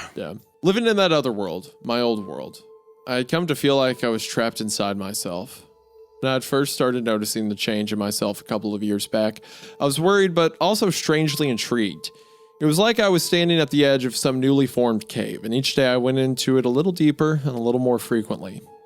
But over time, the light from outside didn't penetrate the darkness nearly as well, and I would get lost in the black. I would blindly traverse jagged rocks as unseen things crept around me, and when I finally found my way back out, I would swear it was the time that I would go near the thing. But then I would go back in. That's the funny thing about madness. Makes you feel like you have a choice, like the options you pick are reasonable or justified, and when you look back in horror at what you've done, you feel completely responsible for everything. And I am. I'm not trying to make excuses or pawn off all that I've done on whatever corruption is slowly eating that other world. I earned this guilt, this taint, honestly, and through my own works, and I'll carry it with me always. But that's part of why I love Trixie so much. Aside from him being sweet and cute and generally awesome, he also doesn't know what a despicable piece of shit I really am. For the 1,000th time in the last few days, I look at the wall next to the desk. I both fear and hope to see a doorway open there most of the time. I'm terrified of going back, and if they ever made it through, I'm sure that other Scott and Christine would either try to kill me or send me back through. At first, my response to that was that I would just kill them if they came back. Now, I'm not so sure. Maybe we can all survive in this world. I can take Trixie and move away somewhere, and in time, they can forget that I even exist. I know I'm still crazy, but at least now I can recognize it. I do feel like I'm out of the cave and in the sunlight more every day, and I love this world so much. I figured out how to work Scott's cell phone after an hour or so on the second day I was here. Most people don't have cell phones where I come from because they're so unreliable. One of the side effects when things started changing for the worse a few years back was that most wireless transmissions stopped working with any regularity. It's like sunspots or a solar flare, but all of the time. But I did have a cell phone years ago, just not one of these fancy touchscreen things. I poked around in it until I figured out where the other Scott worked, and then I called in sick. I needed time to get acclimated, but I also needed money, so the following day I gave a sad Trixie a hug and headed in. The job was at a company that made greeting cards, oddly enough. Greeting cards weren't much of a thing anymore where I was from, but apparently other Scott wrote them for a living. The first couple of days were rough. I could tell by the odd looks I got from some of my coworkers that I wasn't producing the same kind of material they were expecting from Scott, so I went through all of his old work to get a feel for it. Most of it was saccharine and idiotic, but there were some good ideas in there too. Some of them I felt like I could see other Scott in, and it made me know him more, see him more as a person rather than just an obstacle. Or maybe that was just my crazy starting to wear off and my guilt starting to kick in. Either way, it didn't stop me from loving going to work. Living in that old world, even when I was deep in the cave, it felt like everyone you met was a high voltage power line just humming with dark impulses and brimming with potential for violence. Not everyone was, of course, and I certainly fell into that camp myself, but none of that made the constant tension of daily life any easier to bear. Here, people aren't always happy or nice, but they are normal. The way I remember being when I was younger. Yesterday, I just sat at my desk trying to think up a way to say happy birthday that wasn't overly off-putting or strange. I marveled at the sounds around me. People gossiping, eating donuts, talking about what they are doing for their vacation in 2 weeks or about their daughter's wedding last month. Even the work-related stuff was done in such a mundane and simple manner that it felt surreal. Much as I enjoy it, though, by the end of that day, I have to get home and be alone. Being around people too long, even normal people that probably won't suddenly start screaming or trying to kill you, is hard for me. I'm not used to that anymore, and I may never be again. I don't know. But I already have more in this world than I ever thought I'd have again. New movies. I've been spending a lot of time when I'm at home watching movies. They made movies out of Tolkien's The Red Book of Westmarch trilogy over here. They call it The Lord of the Rings, which is a dumb name, but the movies are great. It's a great name, Dick. hey, watch it! Don't you talk about Tolkien that way. Come on, it's fucking Tolkien, man! My favorite has to be Gollum. I read they did him with computer graphics, which is amazing and more advanced than anything I've seen in my world. I even named Trixie after him, albeit indirectly. He looks a little bit like a bug-eyed Gollum anyway. He's asleep on my lap as I write this out. As stupid as this sounds, I think he's part of the reason I'm having so much trouble with what I did. I love the little guy, and it's the first time I've loved something since my Christine. Just thinking about her, what we did to each other as it got bad, I will always hate myself for that. The question is, how much sin do I want to add on top? How much more do I want to hate myself? I decided to write this all out as a way of working through all of these thoughts and feelings. Although, as though I was writing it to other Scott, but with no intention of actually sending it. But I'm coming to realize I should send it to him. Not just this either, but instructions on how to get back or a message on setting up a time when I can open the door on this side if he's not up to doing it on his. I better wait to send the extra paper until I know that what he wants to do. And I hope I'm not too late for either of them. And yet, I still hear a voice calling from that deep, dark cave. That voice says I have to look out for myself, that they will kill me or force me back if I help them. I know that I can't trust that voice, but I also can't shake the feeling that it is part of what has kept me alive as my own world turned into some kind of hell. I need to think about this. I don't want to lose this life, but I'm not sure it won't be poisoned if I leave them condemned to that terrible place. Trixie just woke up and wants to go outside. I think I'm going to take him for a long walk and see about sending a letter. Now we switch back to our Scott. Abducting a child isn't as easy as you might think. The fucking parallel there is so crazy. I think I'm going to take my little pug's Trixie on a walk. Yeah. I'll talk to you guys later. My little pug Golem out for a walk. Maybe I'll send this letter. Getting a kid isn't as easy as you think it'd be. This is a really fun story. There's been heavy themes for sure, but this is fun. This is good, especially in this place. There are fewer people for one thing, and everyone is much more guarded, especially with their children. The first few days me and Christine went out, we only saw a couple of children at all. We had a plan of only going out for 2 hours at a time in different directions. We wanted to make sure that if we saw something like what happened in the park, we could get back to the apartment relatively quickly, and this way we were exploring different potential places every time we went. We saw a number of things in those days. Much of it was relatively mild. People talking to themselves or arguing loudly, acting erratic or strangely twitching and emotional. We saw a couple of fights. One guy ran out into the street and started stabbing a woman who was just quietly making her way along the crosswalk. Most troubling thing was very brief, and I don't think Christine saw it. Speaking of fights, that was you I was with in New Orleans, and we watched a fist fight on in Bourbon Street, right? Yeah, No, we were walking out of that restaurant. It was after the show. And there were the two guys rolling around in the street on Bourbon Street, and the cop broke it up. Yeah. Oh, yeah. Yep. Yeah, he's like yelling. Good times. Fucking swing at me! Yeah, they were like tussling back and forth. Yeah, it was Well, remember cool. I remember because also shout out those guys because they're just like they came up to me and they're like, dude, I love your videos. And then like I'm not even joking, we went into the restaurant and then I like looked out the window and yeah, that same guy was the guy like rolling on the ground with another dude. Didn't we go out after the fight and like after he was talking to the cop and he looks over and he's like, "Can I get a picture with you?" I don't remember all that. All I know is I was just like, well, goddamn, dude. I'm like these young bucks. Not anymore. Also that's just I'm like Bourbon Street is just such a the French Quarters. That's just a place. I'm like that. It has to be its own layer of hell. I mean, it's just nothing but alcohol and everything. I don't think we've ever talked about me getting you stuck there till midnight. on another time. If it was a David King kind of story, I would keep it. I'd love to direct, but I'm so hyped. All right, let's finish the story. Yeah, we were walking south that day, debating if we should push out further than normal in the hopes we could reach a school that was supposed to be a few blocks away. It's a big risk to take a child from school, particularly when we had to go back all that way on foot with them in tow, but every day we were getting more desperate, and the more time we spent here seeing this place, the more the question of should we do it faded away as the question of how we do it became more and more pressing. As we talked, I happened to glance into an alley we were passing. Saw a woman and a child of about 10 hunched over a man who lay slumped against a dumpster. At first, I thought they were leaning down checking on him, but then the little boy turned and looked at me with deep-set green eyes that twinkled with madness. His mouth was covered in blood and bits of flesh from where they were eating the man. As my mouth fell open, he smiled at me and licked his lips. I tried not to lose my stride so as not to alert Christine, and the last glimpse I saw was the woman's hand on the boy's shoulder.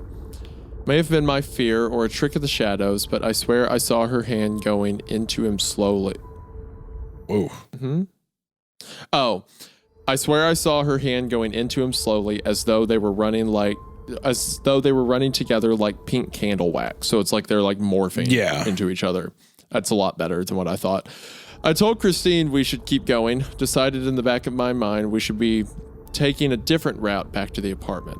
Kept looking over my shoulder, but to my relief, I saw no sign we were being followed. Was that the first uncanny thing? Is that, or like, I guess, otherworldly thing that we've seen is like people. That is the second mention because earlier, when Scott was talking about his dad, he said, my dad was attacked by a thing, some presence. He wouldn't tell me what it was. But this is the first time that we've actually had someone be like, I'm seeing it with my own eyes.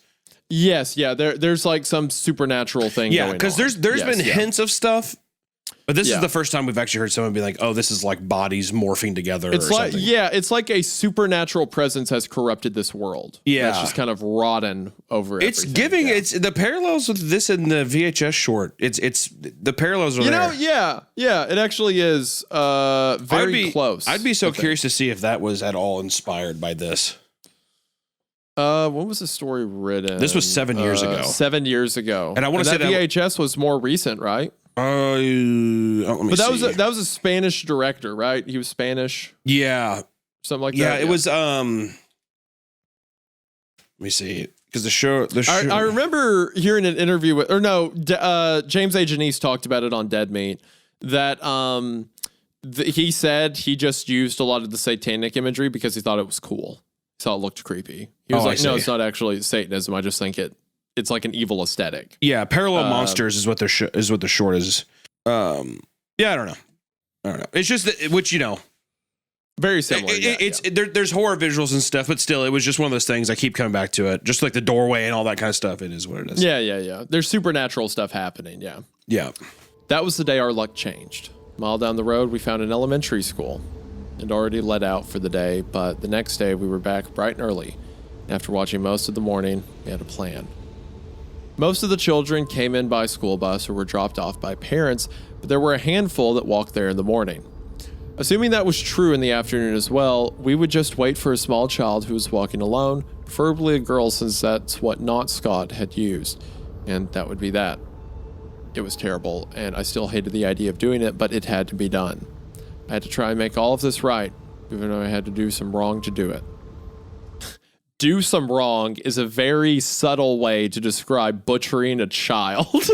Yeah, exactly. Girl. Well, I think that's also, I like that. That's part of it. That's part of it. That they're justifying it. Yeah. Exactly. I like that here of him just being like, sometimes you have to, it's like a fucking, he's like acting like a Robin Hood moment, steal from the rich or whatever, that kind of vibe. That's you got to clock in. A justifiable evil that I have to do. Yeah. And I told myself that these children had no real future other than a short life filled with pain and fear. I couldn't quite convince myself that killing one of them was a mercy, but it did take the edge off my guilt at least. School let out, and it soon became clear who we were following. While many of the children who were walking had left in pairs or groups, there was one little girl who had headed off on her own immediately, as though she couldn't wait to be away from all the laughing and shoving and joking around the rest of the children were doing as they got picked up or struck out on foot. She was overweight, with long black hair that was stringy and unkempt.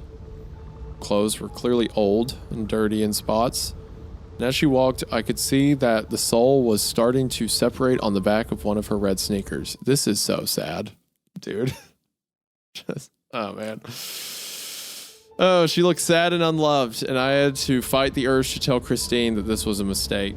But when I looked at her, all I saw was the grim, almost manic determination I had been since we had started this days before. She was past any mercy or equivocation at this point, and how could I blame her, given all she had been through? So we followed the child. Man, this is brutal. Like, man, of just a sad girl. So we followed the child until she started down a route different than what would lead in the apartment's direction. At which point we approached her and told her she needed to come with us. She asked why, and we gave our pre-planned generic response of, "A member of your family has been hurt and we were told to get you. We don't have all the details yet." This is so messed up because that's like the classic like child predator thing, right? No, like yeah, 100%. Every child predator PSA is like, if someone tells you that mommy or daddy got hurt, use the code word. It was vague and lame, but we hoped it would be enough to at least get her down the road a mile or two before she started asking more questions. She seemed to weigh our words, considering, and I could tell she didn't really believe us for any of a dozen good reasons. Still, to my surprise, she just shrugged with a resigned look on her face. "Okay, I'll go." It occurred to me that children were likely going crazy in this place, just like the adults, and given what I thought I had seen in the alley, my appreciation for how potentially dangerous this little girl might be was exponentially greater. But as we walked, she didn't try to attack us or even complain. She moved along docilely, and after a couple miles, I began wondering what her life must be like that she was okay with being abducted. I pushed the thought away. Less I thought of her as a person, as a sad little girl, better. The trip back was taking longer than expected, not because of any problems with her, but because we had gotten lost. As twilight came on, the semi-familiar landmarks became less familiar, and somehow, in my rerouting, we took a wrong turn. We made it to the apartment without incident, but well after nightfall, and the resolutely stoic little girl had started to murmur about being hungry and needing the bathroom. When we got upstairs, I shared a look with Christine as I told the girl we'd fix her some dinner after we showed her something in the other room. Gosh, dude. God damn, you can't make the girl a ham sandwich before fucking making your doorway? Something. Oh, man. The paper and knife were already set up in the bedroom, so it should go quickly enough. But then the girl asked again about going to the bathroom. I relented, telling her to go on, but to make it quick. She nodded and went with dutiful haste into the hallway bathroom, closing the door behind her. Christine was giving me a hard look, to which I just shrugged. "It's 5 minutes. I think it's the least we can do. She's just a little girl." Gosh, this is brutal. Her expression softened a little, her voice mimicking my hushed tone. Yeah, I like how her expression softened a little, like, cause she's just like, "All right, fine, but the piggy better be quick." They better look that little that little blood bag in there better hurry up. That little fat fuck better be quick. Sorry, I'm going crazy in this world. I know. I just want it over with. We have to get back. I nodded and thought about reaching out to comfort her, but now wasn't the time. We had to stay focused and get past this. Then we could work on helping each other get back to normal. After another minute, the toilet flushed. Oh yeah, remember, don't flush after dark. Oh, you dumb son of a bitch. Yep, I totally forgot about that. That came back. That actually came back. Wow. Immediately, the pipes began to squeal and rattle with a level of noise that still amazed me after nearly a week of using them. Christine had warned me about them, about not using them at... It's after dark. Christine's eyes were wide with panic. He said to never flush after dark. I felt fear fluttering in my chest and tried to ignore it. I'm sure it'll be okay. What are the odds some roving bands is patrolling outside right now, just waiting for a sign of life to break in? Well, that's a fucking way to go, dude. Roving band patrolling outside. Yeah, giant hordes of people sprinting in the building right now. I Am Legend shit, whatever happened. It's more people for the metal cross. Still, I could feel my heart racing, and I was about to hammer on the bathroom door when the girl came out, looking confused at our excitement. Grabbed her arm and pulled her. You're definitely getting butchered for this. Yeah, exactly. You fat little son of a bitch. She's like, I did it. No. I grabbed her arm, pulled her across into the bedroom. She was still quiet, but she was starting to physically resist now. Fortunately, Christine was there and grabbed her from behind, wrapping her arms around the girl's chest. I've got her. Do it. Hurry.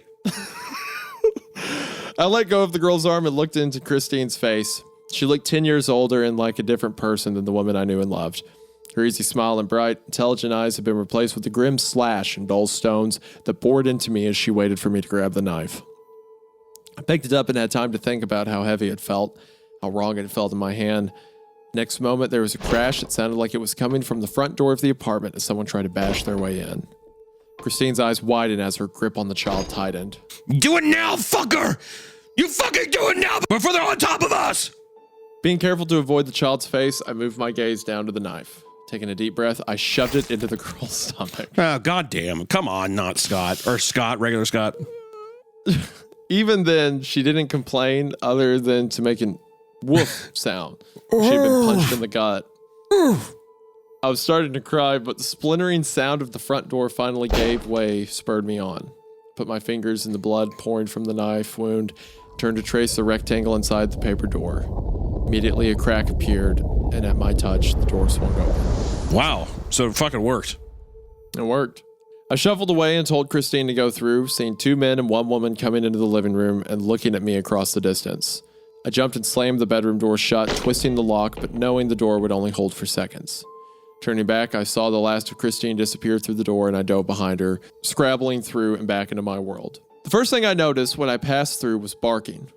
I looked up to see Christine standing nearby, the knife we had used on the girl in her hand. Standing a few feet away at the doorway to the room was not Scott, and bizarrely, it looked like he was holding a small pug puppy that was furiously barking at us. Get back, motherfucker! Christine growled at him. Not Scott was about to say something in response, but then I was getting pulled back through the door. Rough hands had me, pulling at my clothes and yanking me away from my way home. I looked up and saw strange faces with small symbols tattooed between the eyebrows of all 3 of them. They didn't seem angry or even upset as they began to punch and kick me. Instead, they were placidly calm, almost bored looking, as though what they were doing was just part of their daily routine. Most likely it was. I tried to ball up, but I was hurting badly already, and protecting my stomach only exposed my back more. I closed my eyes tight. I knew I was going to die here, beaten to death by strangers in a strange world, but one of them started screaming. When I opened my eyes, I saw not Scott pulling the knife Christine had been holding out of one of the man's eyes. As the man began to fall, the woman left off kicking me to jump on not Scott's back with a furious howl. He pushed backwards, slamming her into the wall and jamming the knife back and into her side. Her howl turned into a yell of pain, and as he yanked the knife free, he twisted around to drive it home into her neck with a wet, popping sound that made me wince. I realized that the other man had run out during this, and I was going to say so to not Scott, but he was busy looking at the tattoo on the woman's face. Fuck. Okay, you have to get out of here. Get back through the door. I'm going to destroy it as soon as you go and then try to catch that fucker and his buddies. I was so confused. but I suddenly felt sure I shouldn't be leaving Scott here despite everything he had done. Why don't you come back with us? You can pay for your crimes there. He stared at me for a moment, then shook his head. I can't. These aren't regular criminals. They're part of one of the big cults that has sprung up in the last few years. Call themselves the House of the Claw. If they figure out how to make a door, there's nothing stopping them, and God knows what else from pouring into your world. They was running packs of 4 or 5, so I have to try and get the rest of them now. But thank you for offering. And please take care of my puppy. His name is Trixie, and he's a very good boy. I could see he was crying, but I knew we didn't like it when people commented on us crying, so I left it alone. I promise, Scott. If you get them, and... I almost said survive, but I couldn't make myself say the word. You want to come over? Use one of those scraps and send me a note. I'll send you more paper to make a door. I left out the unspoken step of him having to kill another child, but I saw in his eyes he was thinking it. He shook his head. Don't worry about that. We have to be willing to make sacrifices for what matters. I understand that better now. Just go. Have a good life, both of you. And I'm sorry. I nodded and rolled back onto my stomach, crawling as quickly as my pain would allow. As soon as my feet had cleared the other side, the door was gone. I looked up to see Christine holding the shaking puppy, who looked at me for a moment before starting back to barking frantically and squirming. It's been 6 hours since then. I found and read what the other Scott had written and have included it above. To her credit, Christine was honest after reading his letter. She told me she had lied about him abusing her and told me what she says is the truthful account of her time there with him and with me. I plan to include portions of that in this or earlier postings as well. She left a couple of hours ago to go home and clean up, get some rest. We hugged when we parted at my door, but I can tell everything's different now. Something has broken between us. I was too fragile or too rigid to bear the weight of all we have seen and said and done. And the saddest part is that I'm okay with that. Last month has given me a great deal of insight into what I can survive. Right now, I'm trying to make friends with a small puppy named Trixie. He's a cute little guy, but he rolls his eyes at me with mistrust whenever I try to go near him. I'm not the right Scott for him. I'm starting to think I'm not the right Scott for a lot of things. I've been checking the desk for a sign all night, but there's been nothing. So finally, after taking a second long shower and giving Trixie some more water, I tumble into bed in a deep slumber. Start awake and I can tell it's either early morning or early evening, but I have no idea which. Trixie is what woke me up, barking at something. I roll over and see he's jumping and barking at the desk. On it is a single scrap of blue paper. Leaping out of bed, I wipe sleep from my eyes and read it. Got them. Fortunately for me, the house isn't afraid to recruit young. I'll be over shortly. Tell Trixie he's my precious. Laughing and feeling stupid, I read the note to Trixie, who was bouncing excitedly against my leg as though he knew what was coming. Just then I saw it. The door was opening one last time. That's the end of I Wrote Myself a Letter!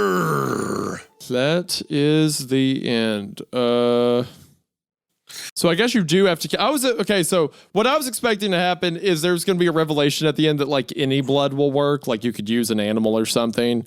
And it's like, oh, you jump to the kid thing. Or like... But I guess her lying to him turned out to be the correct thing to do, because if it wasn't a child... Because in that final note, he says, good thing the cult recruits young, implying he used the blood of a cult member. So... Like, I guess she was right to lie and say that he needed to kill a kid, that she knew that. I mean, I don't know if it was right. I think that through what was happening, I think both Christine and regular Scott were being affected by the world. I think wholeheartedly. And I even think child to death. Yes, I would say so. Well, I just mean in terms of like being like, is it justifiable what she was saying to get her riled up? No, I don't think so. I think that I don't think it's unfortunate. I think that you had to to emotionally have to be in that spot to kill a chubby child, whatever. It's so insane. Is so crazy. I mean, like, I cannot believe it went through. I don't know how you're going to live with yourself after that. Like, it's crazy. And the idea too, I don't know. How do you feel about that ending of like the door opening again? I'm not crazy about the ending. I don't like that. Unless you kind of read it as a difference. Maybe someone else found out how to come through, because we don't know that that's not Scott coming through. You know, it could be anything hypothetically. So yeah, but no one maybe else it's a would. member of the cult or something. No one else would know about the writing aspect. To me, it's like it's an awesome character growth. How much I ended up liking not Scott and everything. Yeah. So almost sitting there to where regular Scott, obviously him and Christine, they're probably broken up and not going. I mean, you just went through hell and back, and you don't know how you're going to live with yourself with some of the stuff you've done, right? Mm-hmm. But it's almost a thing of like where it's like wanting solace in himself, almost like he's just like maybe like, you know, him with this dog, and the dog still doesn't even really, you know, it understands that's not his real Scott. And then like it would have been interesting if it would have ended with him like looking at his desk being like, and I'm, you know, every day I kind of wish that a blue letter would pop up, or like, because I think by him coming back, it kind of cuts that character growth he had in the story, in my opinion. When at the end, when he's just like, you know what? Yep, you have to make personal sacrifices. I get what my dad meant now. To me, that's important. And this is my world. I'm not going to jeopardize other people in this world for the sake of myself. Right. Mm-hmm. But then at the end, when he's just like, you know what? They recruit young, and then like everyone doing like, you know, look around and there's an event. that kind of song. It feels it's like, yeah, freeze frame, and it's just like both the Scotts ended up opening a bakery together called Scott's Bakery. It just felt kind of a bit like, I don't know. But all in all, I will say I had such a great time with this story. Rangers. No, I agree. I'm not crazy about that ending, but I did enjoy it. It was fun. It was very brutal at parts, but I think a lot the mention about like the sexual abuse and like killing the child was so brutal. But it was a very dreadful world it depicted. And I think it was interesting. In a parallel world that is like basically hell, like if you're going to go that route, like go there. Explore it in a fun way and make it a fucking roller coaster ride. And trust me, it was like having to be with these characters where you hate not Scott at the beginning, then you start rooting for him, and then the people that you were rooting for, you're kind of like, what are you doing? That character dynamic and the bouncing back and forth, and the way that the story read, where it kept changing perspectives of who was talking to us, the reader, was just really fun. And it was done in an effective way where it was seamless. Like it didn't feel clunky or anything. Cause there's other stories that do that. Like there's stories that will be like, I don't know, like my wife is peeking at me from around corners or something. Not that particularly, but then it would be like my husband's doing this, and it's like a different sequel, but it's all from that perspective. So to see a story where it's like, we don't have any of those other breaks. It's like, it's the same cohesive story, but we're jumping around per character and time, you know, it's like almost like fucking Memento or Pulp Fiction. It's like it plays with time in a really interesting way, hopping back and forth and getting all these different characters' perspectives. So I just had a great time, man. So going off of my jobs watching Women Trapped in a Room, if you remember, that was like a super interconnected story. Yeah. And when we got to the ending with the House of the Claw, I was like, the House of the Claw seems like a super specific thing to just mention at the end of a story. Yeah. So I go to his Reddit page, and then sure enough, House of a Claw is a theme thing from a bunch of other stories. And then it turns out this dude has a map that I just sent to you, Hunter. Yeah. That is a giant flow chart. Jesus of how all fucking his Christ. Stories, yeah, Good this is how all the stories connect to each other. Okay, so I don't want to make assumptions here, okay? But Varistol might be a schizophrenic guy. This is insane. We'll drop a link to the diagram. I mean, but this is insane. And you know, here's the thing too. In like this is impressive. This is very impressive. World building in this way is incredible. To have thoughts that interconnect in this way, you could also completely get rid of the exposition dump of like, yeah, well, apparently it's a cult that does this. You can get rid of that. Yeah. But it being in there was not as distracting as like going through Narnia at the end of a story. It was a 1% as bad as I think it affected the ending of the other story. Yeah. But then I think the other story was never even meant to exist outside of being a collaborative story. Exactly. Whereas this one's more so like an Easter egg thrown in at the end. So readers who are really into Varistol's work, I remember that. Yeah. If you know Varistol and you like his work, it seems like all of his stories connect together in a way where they can be standalone, to where if someone had never heard of it before, they would probably not think much of it.